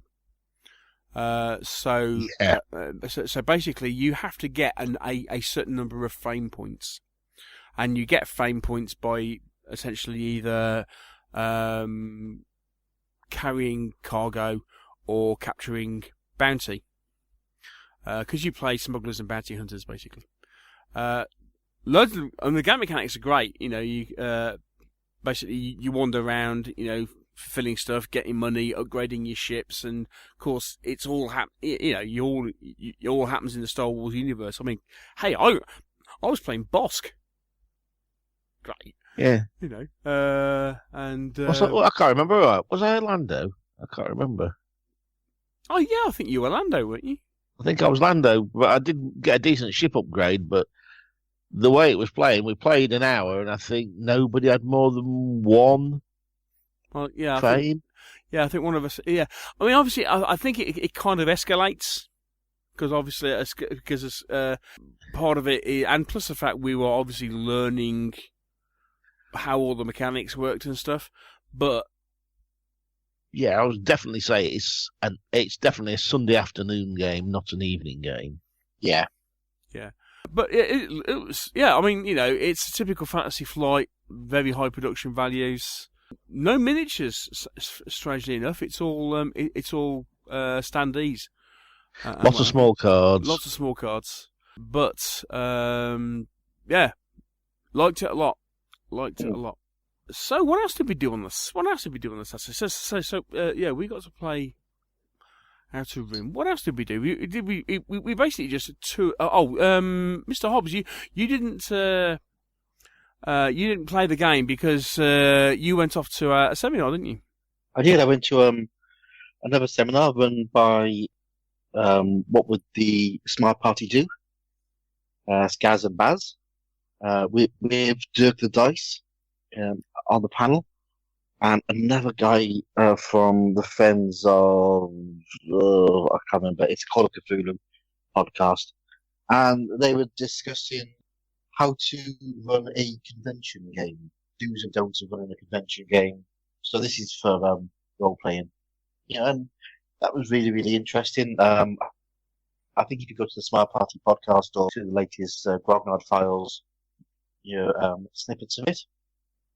But yeah, it was good. It was sort of talking about, when you run a convention game, the majority of the time you've got people who've never played that system before, so you want to introduce them to the system. You want to tell a story quickly, because you've only got 4 hours to sort of play a scenario through. And it was sort of talking about, what things are good, what things are bad. So that was, I found that really interesting. Me and Josh sat down and did that one, which was great fun. And then we had a sort of natter with the chaps afterwards, which was always good. Mm. And then I came and found you again. Indeed. And then we did lunch and a meetup. Mm-hmm. Yes, we game crashed the Bad Squid of Game meetup. Indeed. Well, we got there first, so we got there early. Yeah. Yes. Indeed. Yes. So they really came joined us. Yeah, so met up with lots of lots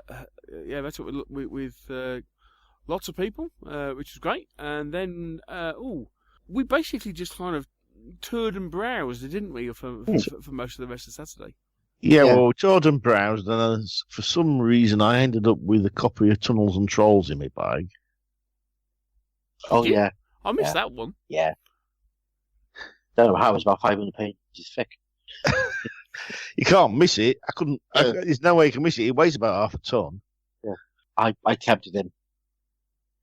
Yeah, you're a bad influence, you are, Mr. Hobbs. I bought Common Villainy, the RPG. So Yes, you did notice that. I'm a smaller though. Uh-huh. I also picked up a set of the Sarissa terrain tiles, which they had there Very nice. Oh yes, Which they're lovely. these new jigsaw tiles that they'd launched, haven't they? Really, really clever idea. You know, like you said, they're like jigsaw. Well, they're sort of jagged edges because all the edges meet together. But great for putting bits of terrain onto. So you can model terrain onto them, use them as bases for buildings, stuff like that. They're like a Japanese village. So each house Really? on one of the terrain tiles and a little river going through and bridges. Very, very clever idea. Yeah, really clever idea. Yeah, so their base set essentially covers a 3x3 area, but the idea is that you can, in much in the same way as you would with back in the old days with terrain tiles, but obviously when you used to have these 4x4 or 2 by 2 foot polystyrene terrain, who's it, SS whoever, used to produce these terrain tiles that you put together. Except I think the biggest of these is something like 6 inches square, and basically the whole idea is that you can make up a 3x3 board, and then depending on how you want to build your terrain, essentially you put it together like a jigsaw. Yeah, but again, you can just use it as standalone. Yes, stick a building on one. You don't have to join them up. They go together quite nicely if you want to. If you don't, just use them as sort of scatter terrain. Yeah. But they're just very simple idea, but it just works. So. Yeah, they previewed it at Salute, and we had a quick chat with the designer. But yeah, the idea is that they're producing all sorts of little bits and pieces, and then they have different terrain. They have different tile packs. They have like the base pack, and then they have other tile packs. So essentially, you can so the whole point is you can put it together so you can make a 3x3, a 4x4, up to a 6x4. But the whole point is then everything you can swap out bits and pieces if you want to put particular terrain types on each tile. They're really cool. Was that about us done for Saturday? I think that was most of Saturday gone at that point. Indeed, and then we decided to adjourn for the now traditional Saturday evening curry, which was superb as always. Curry was fantastic as ever, and we didn't get absolutely bladdered. We had a few beers. We were quite restrained, weren't we? Really, we were. Having said that, I think it has to be said we were a bit knackered. We were a bit tired. Because I think mind you, it didn't help that apparently that Saturday was the warmest day of the year in the UK, and it did get a tad warm in the convention centre, did it not? And loud with their aircon units running flat out. And the fact there's probably about 20,000 people in there. Well, yeah. So yes, so that was Saturday. On to Sunday, and certainly for myself and Mr. Hickman, a new experience. Indeed. Poaching on Mr. Hobbs's territory here, we decided to have a little role-playing session at Call of Cthulhu. Yes. Yes, we decided before after last year, we thought since Mr. Hobbs was saying it was such good fun to do a role playing session at the expo, we decided very early on in the year that wouldn't it be a fun idea to do all do one together, and it was like, okay, so what are we going to do? Was it just a case of we thought, oh, wouldn't it be fun to do a Call of Cthulhu? I think it was the case. It was we fancied Call of Cthulhu, and the Sunday morning was the only one we could get. We wanted Saturday really, but we couldn't find one on Saturday that we wanted to play. That was it, because we wanted to play the new edition, didn't we? Yes. Yes. So this was 7th edition we were playing. Yes, I mean whether or not it particularly matters or not is something else entirely. But yes, we got in on so we booked up early, and all got in on a session of Call of Cthulhu. Yes. Indeed, we did. So I'm going to ask the question. Go on then. What do you think? First time playing Call of Cthulhu, first sort of real role-playing session face-to-face for a very long time for both of you?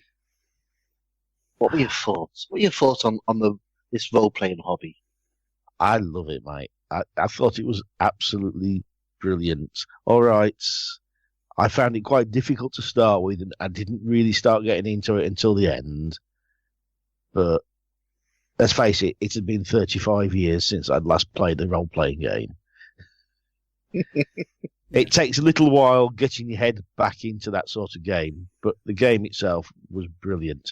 And no matter how much I tried to go insane, I couldn't manage it because I kept rolling the wrong dice. Okay. First off, we had a good DM. He was very, very good.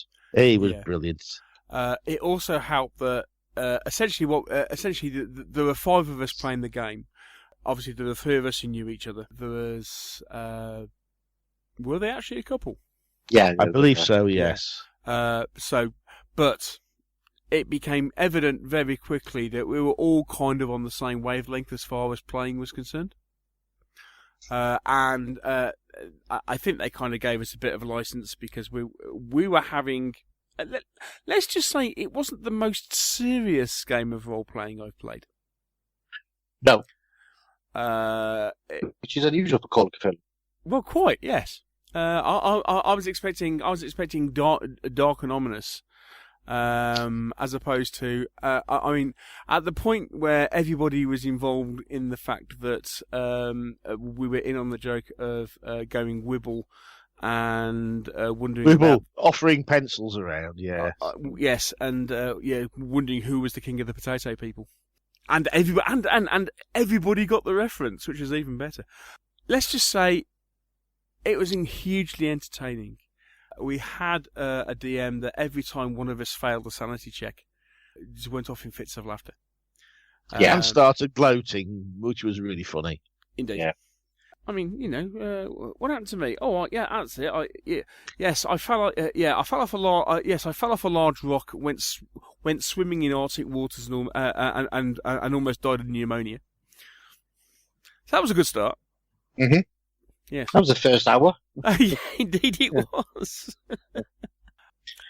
And Dave, your character went My character was a bit dull, really. He did a lot of research and couldn't go mad no matter how much I tried.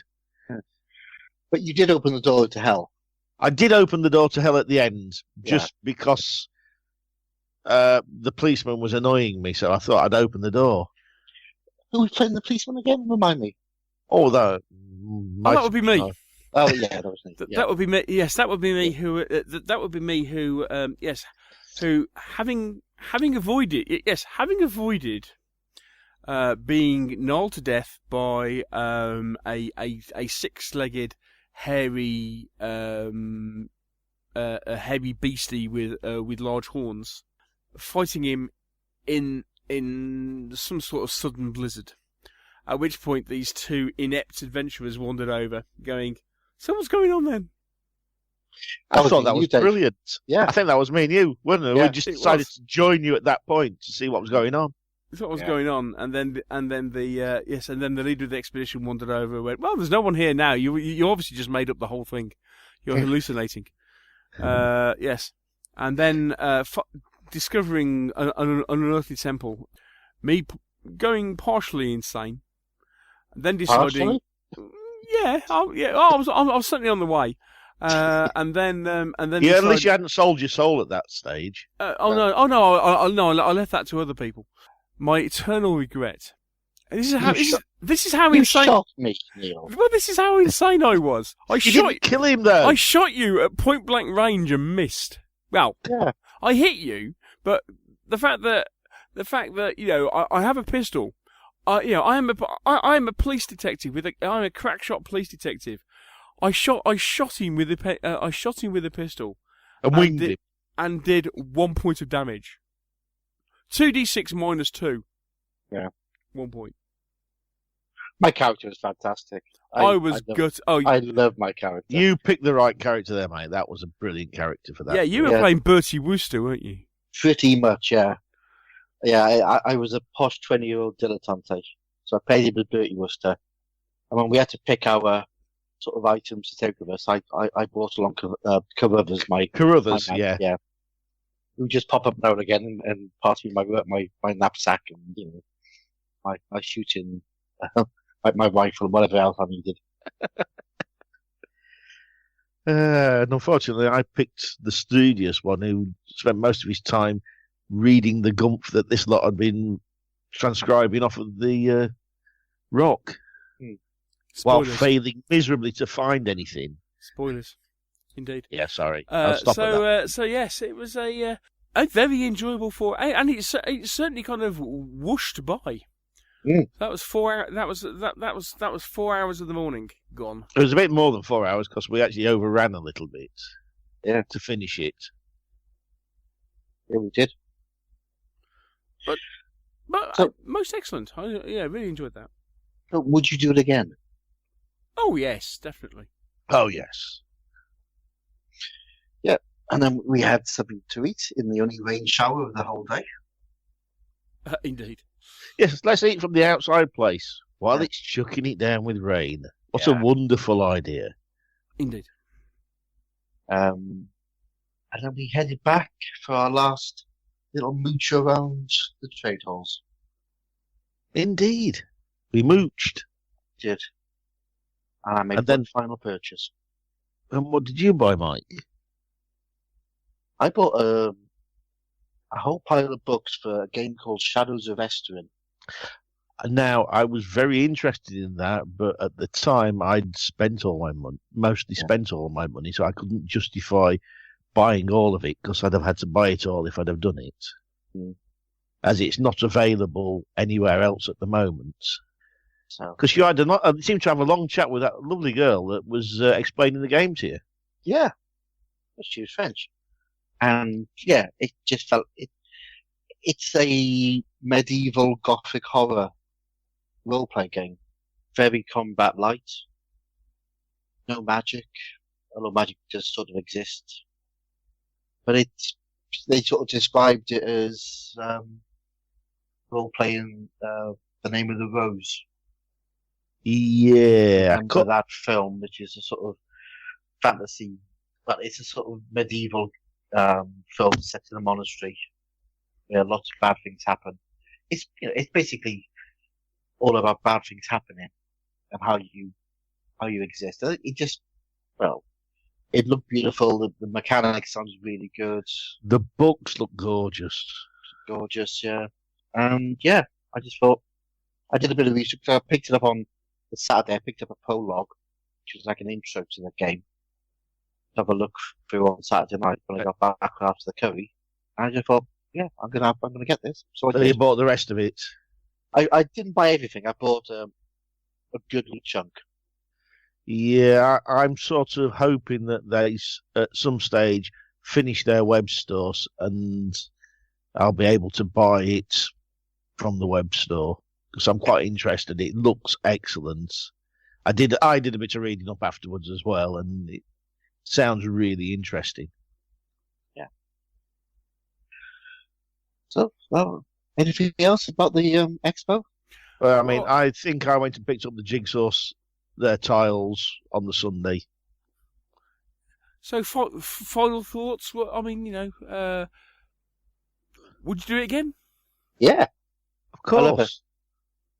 It is probably one of the best weekends of the year. Yeah, it's getting bigger and bigger, but they're expanding out. So they had 1.5 big halls for trade. They had half a trade hall for gaming, and then they had a third hall where they had all the tournaments and the bring and buy.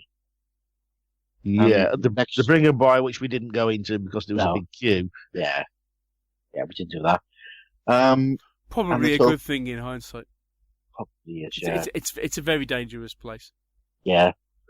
And they said next year they're going to probably expand and They go and the Hall. Yeah. And, and the Hilton, it was your first time going to the Hilton as well, wasn't it, for the role playing? Yes. So you saw last side. Because every single room in the Hilton was pretty much booked out. Just for role playing. Yeah. Yeah, as I say, if you imagine that 4 years ago, the entire show took place in the Hilton. Yeah. So where did they put the punters? It was a bit of a squeeze. When it first moved there was plenty of room. Within 2 years, but I think it lasted in the Hilton. I think 3 years before they moved into the NEC. But the third year, it was sardine like. But yeah. So at one point, everything was in the Hilton. But now it's got into the Expo. It's almost unimaginable. Well, let's face it. To fit in a small area. The first year I went, there was only the Hall 1, and Hall 2 was for the competition gaming and stuff, wasn't it? Yeah. Yeah. And then they've expanded massively since then. Yeah. The thing I get from talking to a lot of the sort of role player guys is they see a completely different expo to what we see, because we tend to go predominantly for the sort of traders and playing board games and stuff. Yeah. Because there's a lot of people who just spend pretty much all their time in the Hilton doing role play sessions. So they'll go there and do 2 or 3 or 2 sessions a day, and maybe just pop into the trade hall for an hour or so between the sessions. So it's not just a case of going there and buying stuff. The event is so big that you can literally do what you want. If you want to role play a board game all day for 3 days, you can do that because there's space there to do it. Mm.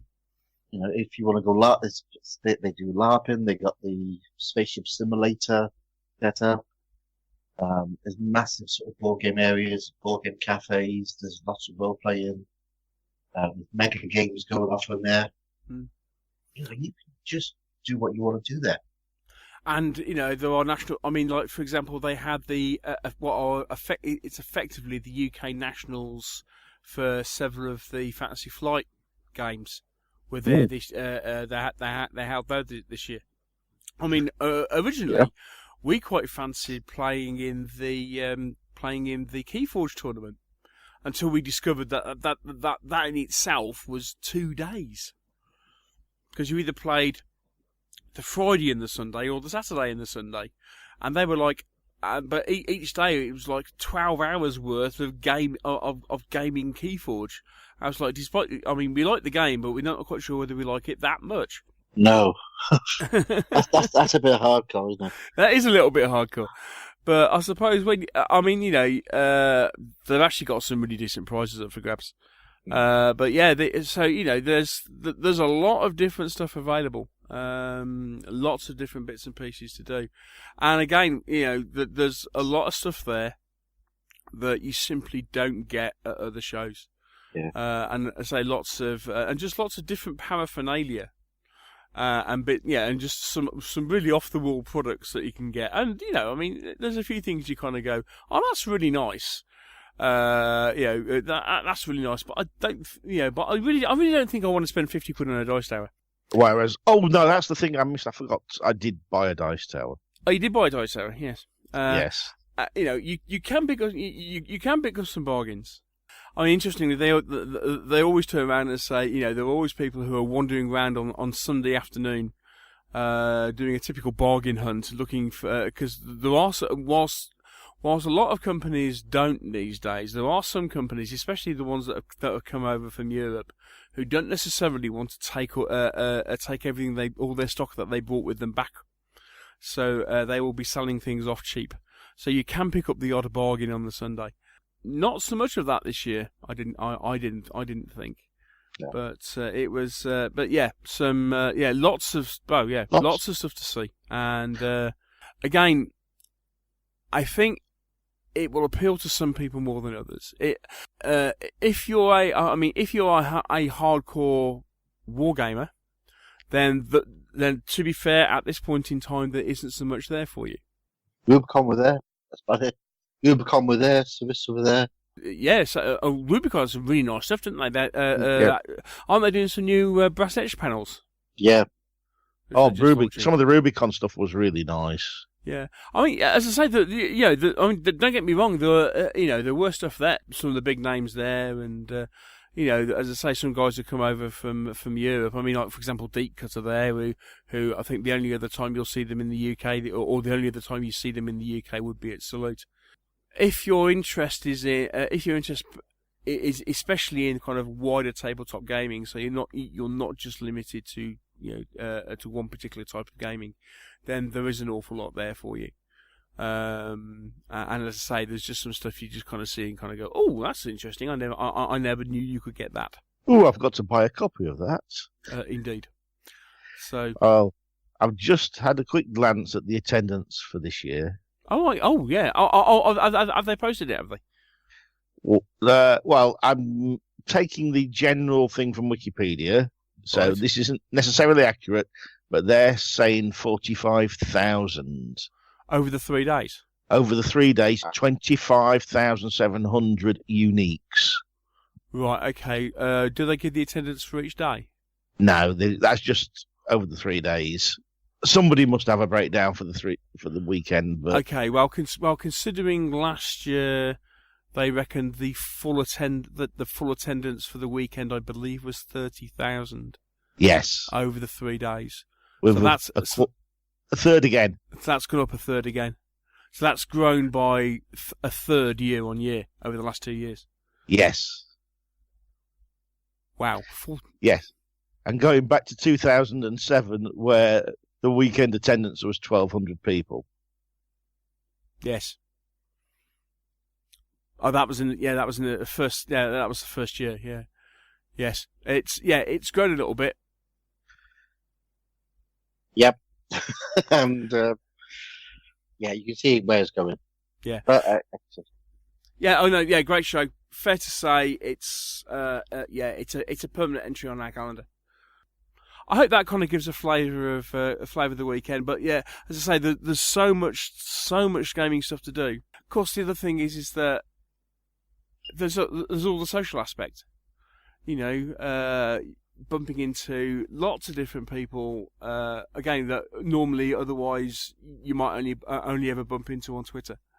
And getting to chat to everybody and stuff over the weekend, it was brilliant. Really enjoyed it. So thank you to everybody who came and said hello.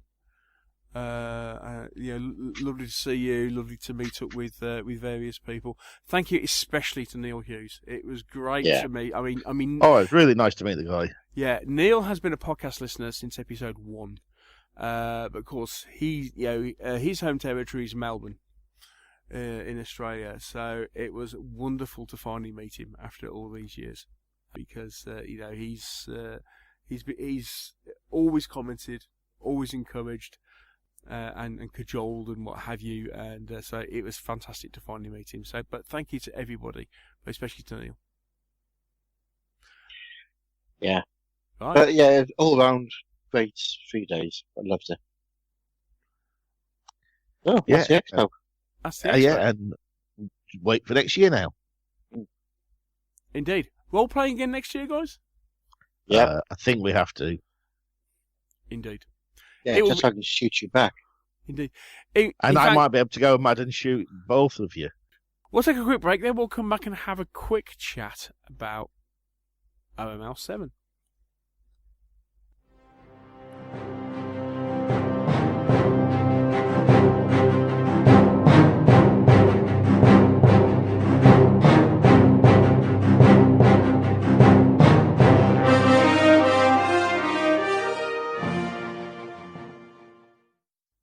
So on to our second event in a couple of weeks, because hot on the heels of the UK Games Expo, the following week we have what has become another fixture in the gaming calendar, which is a certain thing called Operation Market Larden.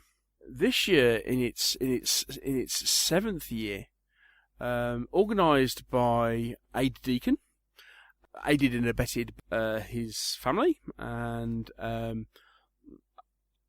yes, compatriots, and then basically it's a meeting of players who play lardy games. Drunkards. I wasn't going to say that, but there is a certain crossover within that. Within those two circles. But players of lardy games. So this year, its biggest ever attendance, I believe. I think we had almost 50 players for playing. I believe it was 12 games from right across the spectrum of Q-Fat lardy games. Primarily Chain of Command, Sharp Practice. There's a couple of Dux Britanniarum. There's definitely one game of Bag the Hun. IMB Shopman. Yes, there's some IMB Shopman. And a wide range of lardy games on display. Not only rule sets, but across all periods. Just to give my thing first, I was for the second year. I was trying out the Seven Spears variant of Dux Britanniarum, so it's basically Sengoku period Japan. I'd changed my my thought on the scenario I was running. Originally, I was going to be doing something based on a kind of escape and pursuit sort of scenario, and then which might have been interesting to see how balanced it was. And then because I'd painted some on the previous show I talked about, I painted some Palaquins. And when I tweeted, I said, "Oh, this is for this scenario," and someone came back and went, "Oh, what? You're doing racing?" I thought that's a better idea. That's a better idea than my original scenario idea. So I changed my scenario. So essentially, what we were doing is you had two matched forces. Essentially, the idea was it was the first to the Daimyo's castle. How you got there was completely up to you, but you had to get your warlord to the Daimyo's castle, and you won by either doing that or by forcing your opponent's warlord to retire from the game. So that's what I'd done. So I had to end up painting. This is the extra hobby bit. I had to end up painting another couple of units of Ashigaru, simply because I changed the scenario. I found I had imbalanced forces, and I couldn't give one of those forces a unit of cavalry because it would just completely imbalance the scenario. So I ended up having to paint some more figures, which I just about managed in time. I was finishing basing on the Friday morning. I finished basing on my figures on the Friday morning, considering obviously I was packing up on the Friday night. So in time honoured. I mean, at least the varnish wasn't drying on Saturday mornings, which I kind of heard before. But and so I just want to say a quick shout out to Vlad and to Nathan from the Custard Guzzlers, and to Ralph and to John thank you very much for playing the games. And I hope I didn't destroy the rules too badly. Although they assured me I didn't, but I'm pretty sure I made several mistakes, but we just kind of rolled with it and had a good time. And I apologise once again to Vlad for giving me for me giving him my cold.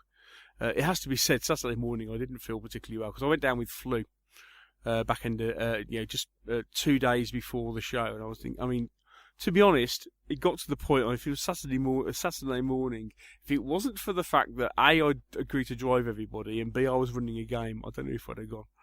But as it was, had a good time. So that's basically what I did, and then obviously we have all the social side, which we'll get into in a second.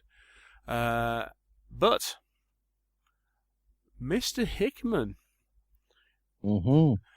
So last year I convinced you to go, or you were convinced to go on a Saga Iron Man day, which was probably your first exposure to some form of kind of slightly more hardcore wargaming. So this year you end up going to A Lardy event. Oh, actually, perhaps we have to pause at this point and offer condolences to a certain Mr. Hobbs. Yes, I think we should offer our condolences to Mr. Hobbs. And moving on. Yes, I couldn't go. Last minute. Yes. He put a game on. It was a very nice game. Yeah. I saw pictures of it. It looked fantastic. Your planes were very nice. My planes are lovely. And your ships that you painted for it, special. Yeah. So anyway, Dave. So, what games did you play during the day? You had 2 games. I had 2 games. So in the morning, as I really have a bit of an interest in the air combat stuff, I chose a Bag the Hun game. Oh, which somehow or other was supposed to be run by yourself and Mr. Bond. Jeff's much better at running it on his own. I would have only held him back. Yeah, right, yeah. And in the afternoon, I was playing the Trumpton game. Yes. So yes. Trumpton? What? Trumpton. That's not a proper war game, is it? Let's start the morning, shall we? Okay. So, have you played Bag the Hun before? I own the rules. I haven't played it yet. For a second. Yeah, I haven't read them. I haven't played it. Total beginner at the game. Sat down, confused Jeff a few times. I ended up playing the Italians. My lovely Italians. So I had some wonderful CR-43s. Biplanes in World War II, wonderful things. They're a bugger to put together. I'll be honest. Well, they didn't actually manage to do any damage. They actually managed to get a diving attack once, but they missed. So what do you think of the rules? As somebody who's never played them, never heard the rules, were they easy to pick up? Did it make sense? They actually do make quite a bit of sense once you start playing it.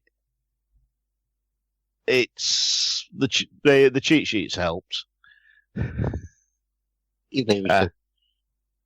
And the attack, but I think it all made sense once you get going. It's not the fastest game on the planet, especially when your formation has been broke up and you've got to move 6 bombers individually. yeah, that's a bit of a bugger. But so I mean, nice scenario. Basically, a merchant fleet trying to get to Malta, and as the Axis, we were trying to blow it up. Persuade them that maybe they should turn around and go home. Now, put them at the bottom of the sea, mate. That was the whole point. Yeah. We didn't do very well because I didn't manage to get my torpedo bombers on a run to be able to drop the damn torpedoes, and the Stukas didn't quite make it before we ran out of time. So our game was a little slower. I believe the afternoon game, they actually managed to drop bombs and launch torpedoes. But did you enjoy it? I loved the game, mate. Yeah. A lot of fun. It really works well, and I'm going to have to buy some little planes and actually do some more with that game, because I can see why you like it so much. It makes you think. Okay, so that was the morning, and then lunchtime, obviously with the slowest bar in Christendom. Oh, my word. So wandered over the bar to get a butty. It took half an hour before the butty turned up. We had half an hour lunch. Yeah, that's about right. About normal. Yeah, the bar is awful. And that was with 2 people on the bar. Bloody hell, they've doubled their bar staff. Yeah, but the food still comes to the kitchen. I think there's only one person making the food in the kitchen. Probably, yeah. So we did that, and then I walked back in for my afternoon game. But at least there was cake. There was cake. The cake. We had to have the cake. Yeah. Yes. The now traditional market Larden muffins. They are nice. They are lovely. Plenty of sugar in them. Indeed. Oh, you got to keep. It's an exhausting business. This wargaming. You have to keep your energy up. Well, you have to get your temperature down as well. It's not like it's a cool room with 50 small wargamers in it, is it? Yeah, exactly. So your second game was a very serious game of Chain of Command? A mixture of short practice and Chain of Command, I believe. Yes, Simon mentioned that. He changed out the cards. And so Simon put on this wonderful game of Trumpton. So, for people who weren't brought up in the 60s and 70s in the UK, Neil, over to you to describe Trumpton. Yes, good luck, mate. Right, okay, so think of it this way. Now, apparently, the kernel of the idea of this game came from a discussion that was had over the curry at last year's with beer. With beer, and initially started talking about the effectiveness of shield wall. At some point, that started talking about riot police training. And then essentially boiled into something that the game, which was basically called what was it? The Trumpton riots or something like that. The Trumpton riots, yes. The Trumpton riots. Now, Trumpton is a 60s children's program. It was narrated by the hero of British children's television, a guy called Brian Cant, who other than narrating Trumpton, Chigley, and Camberwick Green, also presented Play Away. But anyway, and also appeared on several posters in the game. Indeed, he did. Indeed, he did. Yes, yes, yes. So it's a children's. Okay, so Trumpton, Chigley, Camberwick Green are three areas in this fictitious town, and so there's a kiddies program which was stop motion animation. Okay, with I don't know what they were made of. Were they foam? Were they? I'm not sure. Little models. Models, yes. Okay. Yeah. So, So, and it's kind of set in kind of a, would you say, kind of like a 30s, 40s. Yeah. Yeah. Maybe 30s, 40s, 50s sort of, village and town. Anyway, so that transposes into something that's kind of looks vaguely very British Civil War. So if you're familiar with the very British Civil War setting, which is kind of 30s England, and the rise and potentially the potential rise of National Socialism in England. It's especially a lot of the troop types that we use. It kind of that sort of setting, except for the fact it's set in Trumpton. Now, Trumpton is a town, and obviously they had the town of Trumpton painted as Trumpton. The town of Trumpton. So it's basically like a wooden model village. Mm. Very colourful. But yeah, it is very recognisable as Trumpton Town Centre. So there we have it. Yes, so the setting is very British Civil War kids TV programme, as only Simon could. And Simon does it so well. So I believe I was playing the mayor. Yeah. So I had some riflemen, some sort of Trumpton irregulars, some riflemen, 2 units of police, a unit of fire brigade. You had the fire brigade? I had the fire brigade. So you actually had Go for Neil? You had Captain Flack? I had Captain Flack. And Pew Pew, Bolly McGrew, Cuthbert Diggle and Grub? Yeah, I got them blown up, but that was later. No, not Grub. And my compatriot on my side, whose name I'm sorry I've forgotten, was running the soldiers from the fort. From Pippin Fort? From Pippin Fort. Can't remember the name of the colonel from Pippin Fort. And obviously our opposition had Windy Miller and the insurgents. I always said that Windy Miller was a fascist. And our basic role was to defend the town from the insurgents, the town and the fort. Excellent. Yeah.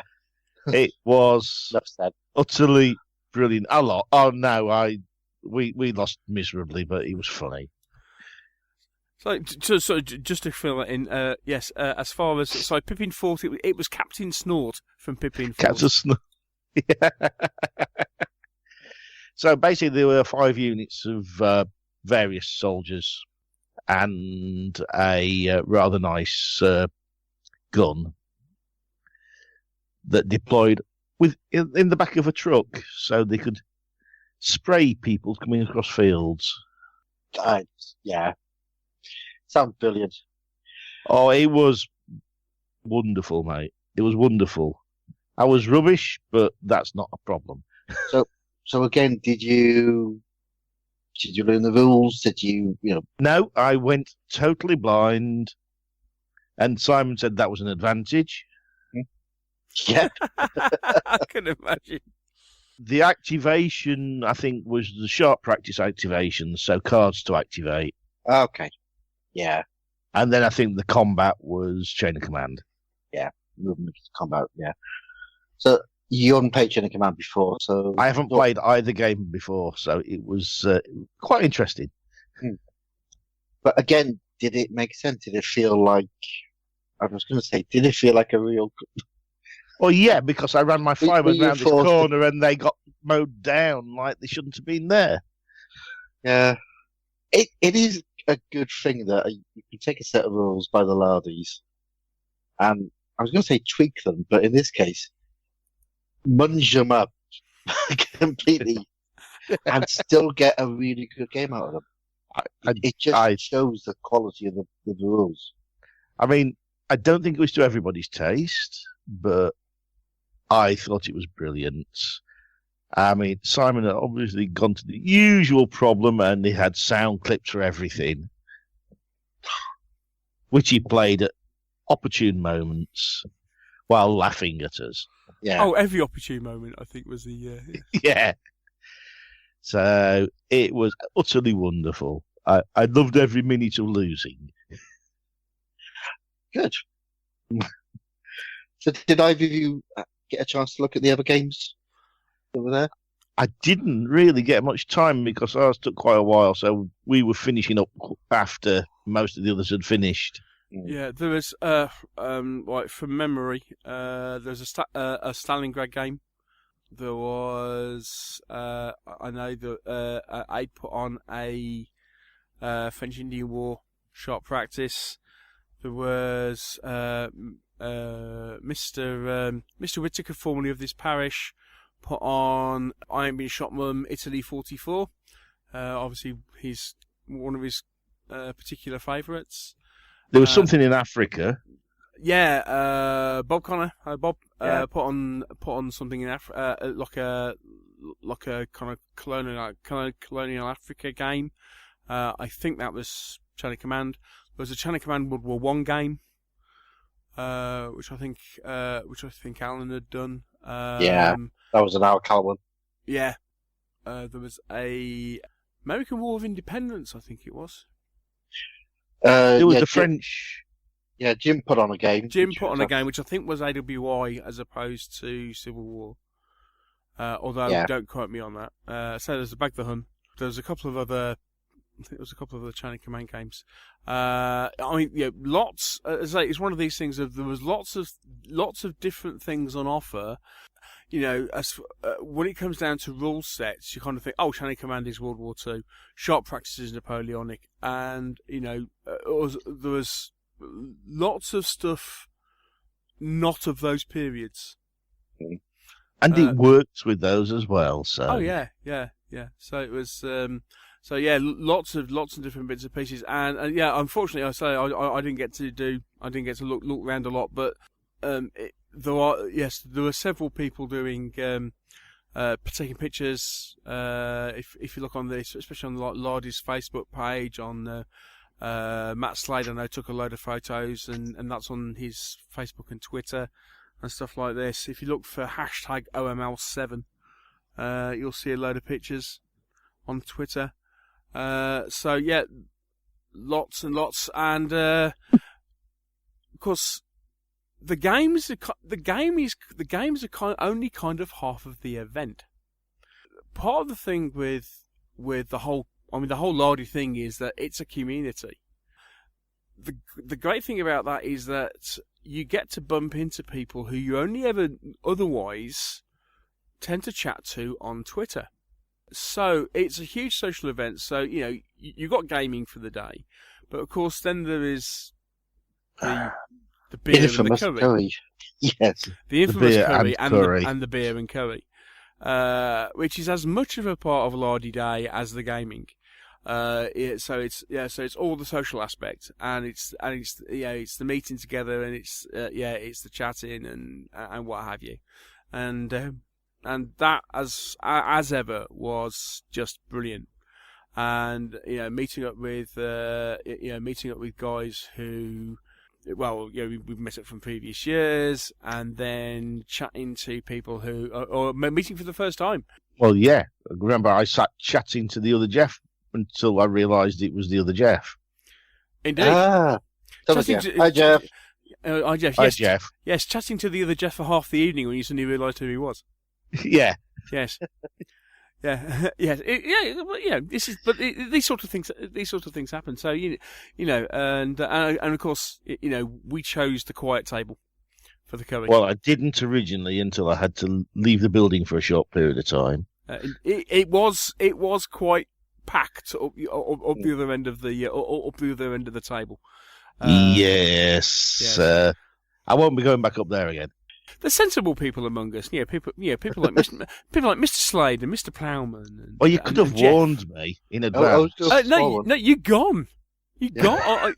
You'd gone to the. I mean, I don't know. I looked round and you just gone, and I mean, you were there. I mean, I think it was just curry. You knew they were there. That was it. Yeah, that's my usual mode. But yeah. Anyway. Yeah. Anyway. It is a brilliant gaming occasion. It is a brilliant social occasion, and I know they are. Aid's always up for having new people along, if at all possible. And but again, I think it's going to be one of those things of it's become quite a.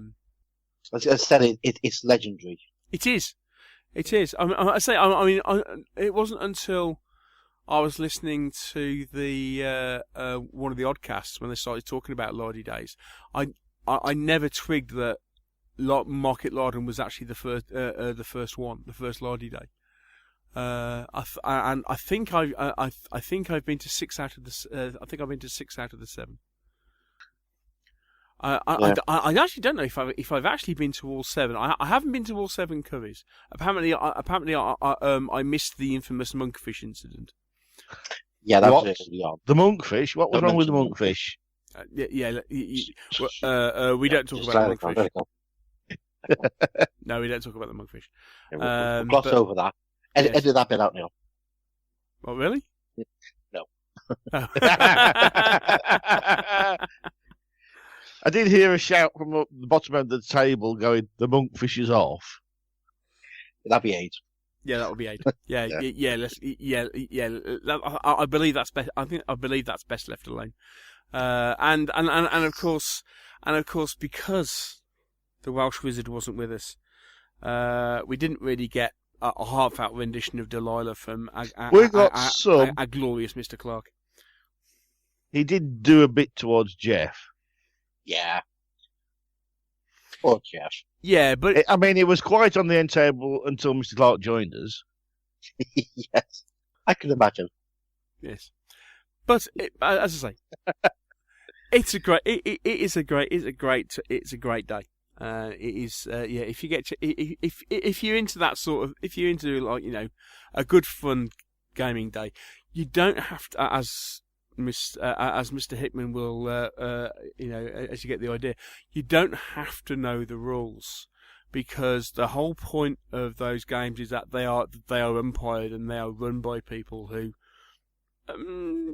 perhaps sometimes better than others, know the rules. Sometimes, and sometimes they don't, but who cares? And actually, it's all about the game, though. It's all about it's all about the game, and sometimes, well, I mean, as we've seen from even watching Larden TV, sometimes, I mean, come on, Nick doesn't even know the rules to the games he's written. Never mind. Yeah, but let's face it, he doesn't write more than one set of rules. Yeah, I know. Yeah, but yeah, as I say, I mean, the bottom line is that you don't have to know the rules. You don't even have to bring anything with you. You can just turn up and game, because everything is laid on. So it's it's another fixture in the calendar. So those 2 weeks is the Games Expo, and then the following week Market Larden. Allegedly next year. Aid is already saying that it would appear that Market Larden actually falls on the 6th of June. In which case they are he's muting the idea of doing at least having several of the games as a themed campaign.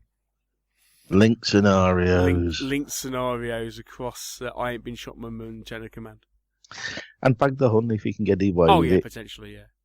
So that could be interesting. But we obviously with other things on offer as well. Yeah. So Mr. Hickman, would you go again? Almost certainly. Brilliant bunch of people. I had a good laugh. I mean, obviously, I picked the right game for the afternoon for a good laugh anyway, but you would have probably found any game you played that you would have a good laugh. But it's that sort of event. But everybody's really nice. Nobody's worried if you don't know anything, and you get a bit of guidance if you get stuck thinking about something. So just go. It's brilliant. Right. Okay. And on that note, we'll take a quick break. I think it's about time we get out of here. Yeah.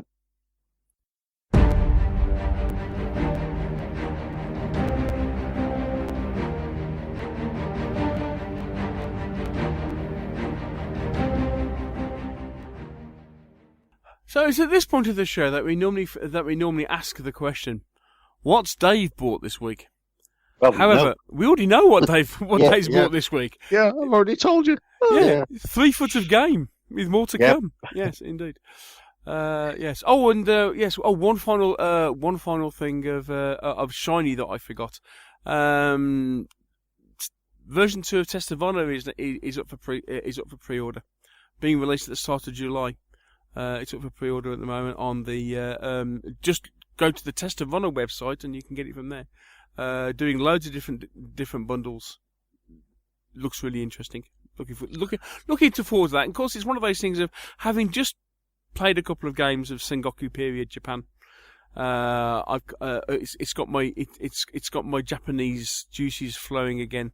Look, don't start. I love Japan. I don't need tempting with another game. Well, it's all right. I've got all the stuff, Dave. You can just play a game and you can find out what you can just see. Yeah, right. It'll be fine. You don't need to get anything because I've got the war bands, I've got the scenery. It'll be fine. Yeah. You can just come along and have a game. It's not a problem. Doesn't feel right. Just buy nicer figures, Dave. Just don't buy those Wargaming Factory ones. Oh no. Oh, you mean those ones that Neil was swearing at while he's trying to put together? That's the one, Joe. Oh, yeah, that's the one great thing about version 2. It doesn't come with Wargames factory figures. Woohoo! Yeah. The futsal ones, the futsal Warring Clan ones do look very nice. I'm gonna have to pick up some of those. But yes, it's I'm looking forward to version 2, or as some would have it, as the game was originally intended to be. Yes, Yeah. Yes, but we won't go there because yes. Anyway, and so all that is left is to say thank you once again for joining us for the show. First off, thank you to Mr. Hickman. For joining us and sharing your thoughts on the Games Expo and especially on Market Larden. Thank you very much for the invite. And thank you once again to Mr. Hobbs, and gutted that you couldn't come to Market Larden, mate. But it was lovely to spend a weekend with you gaming at the expo. Yeah, I made up for it. Oh, dear. And we must do that. We must do that. We must do that again sometime soon. How about beginning of July for Joy of Six? Yeah, as I say, good to mention it. Oh, that sounds like a tremendously good idea. I mean, obviously, we need an excuse to go up and give Per some hassle. Yeah. Well, we need to go and look at this Poltava game he's putting on. Yeah, definitely. He's put so much work into it. Yeah. Indeed. So we shall. Let's do that then. Let's do that. That'll be a report to tell you all about come July. So indeed. So we shall be getting together soon with other friends for gaming and the Joy of Six show, coming soon to a podcast near you. However, on the next show, as a precursor, we have our next Patreon podcast show. We will be for this one. We will be being joined by George Holt, who will be talking to us, amongst other things, about Kings of War. Not a game that either of us have had much experience of playing, I believe. Yeah, and George has been he's done some tournaments and all sorts, so that'll be really interesting. It will be, yeah. Find out something a bit different, and obviously we'll be chatting to him about all sorts of stuff to do with the hobby and what he's been into recently and stuff. So looking forward to that. That'll be good. So until next time, all that remains to be said is thank you once again for listening. We really appreciate it. I hope you've enjoyed the show. And we will speak to you again in a couple of weeks. Until then, take care. Happy gaming. Bye.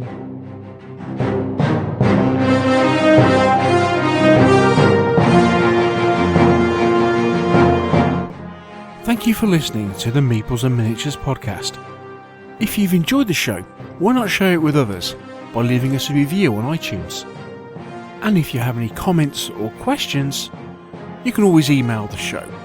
The address is info@meeplesandminiatures.co.uk. And you can also visit our webpage, where you'll find a complete episode archive, all the View from the Veranda podcasts, rules reviews, and our blog of hobby items and news, which is updated several times a week. This is also where you'll find the links to our presence on social media.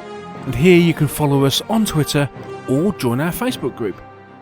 And finally, here you can also find details should you wish to support us by making a donation to the podcast. All this on the Meeples and Miniatures website, www.meeplesandminiatures.co.uk.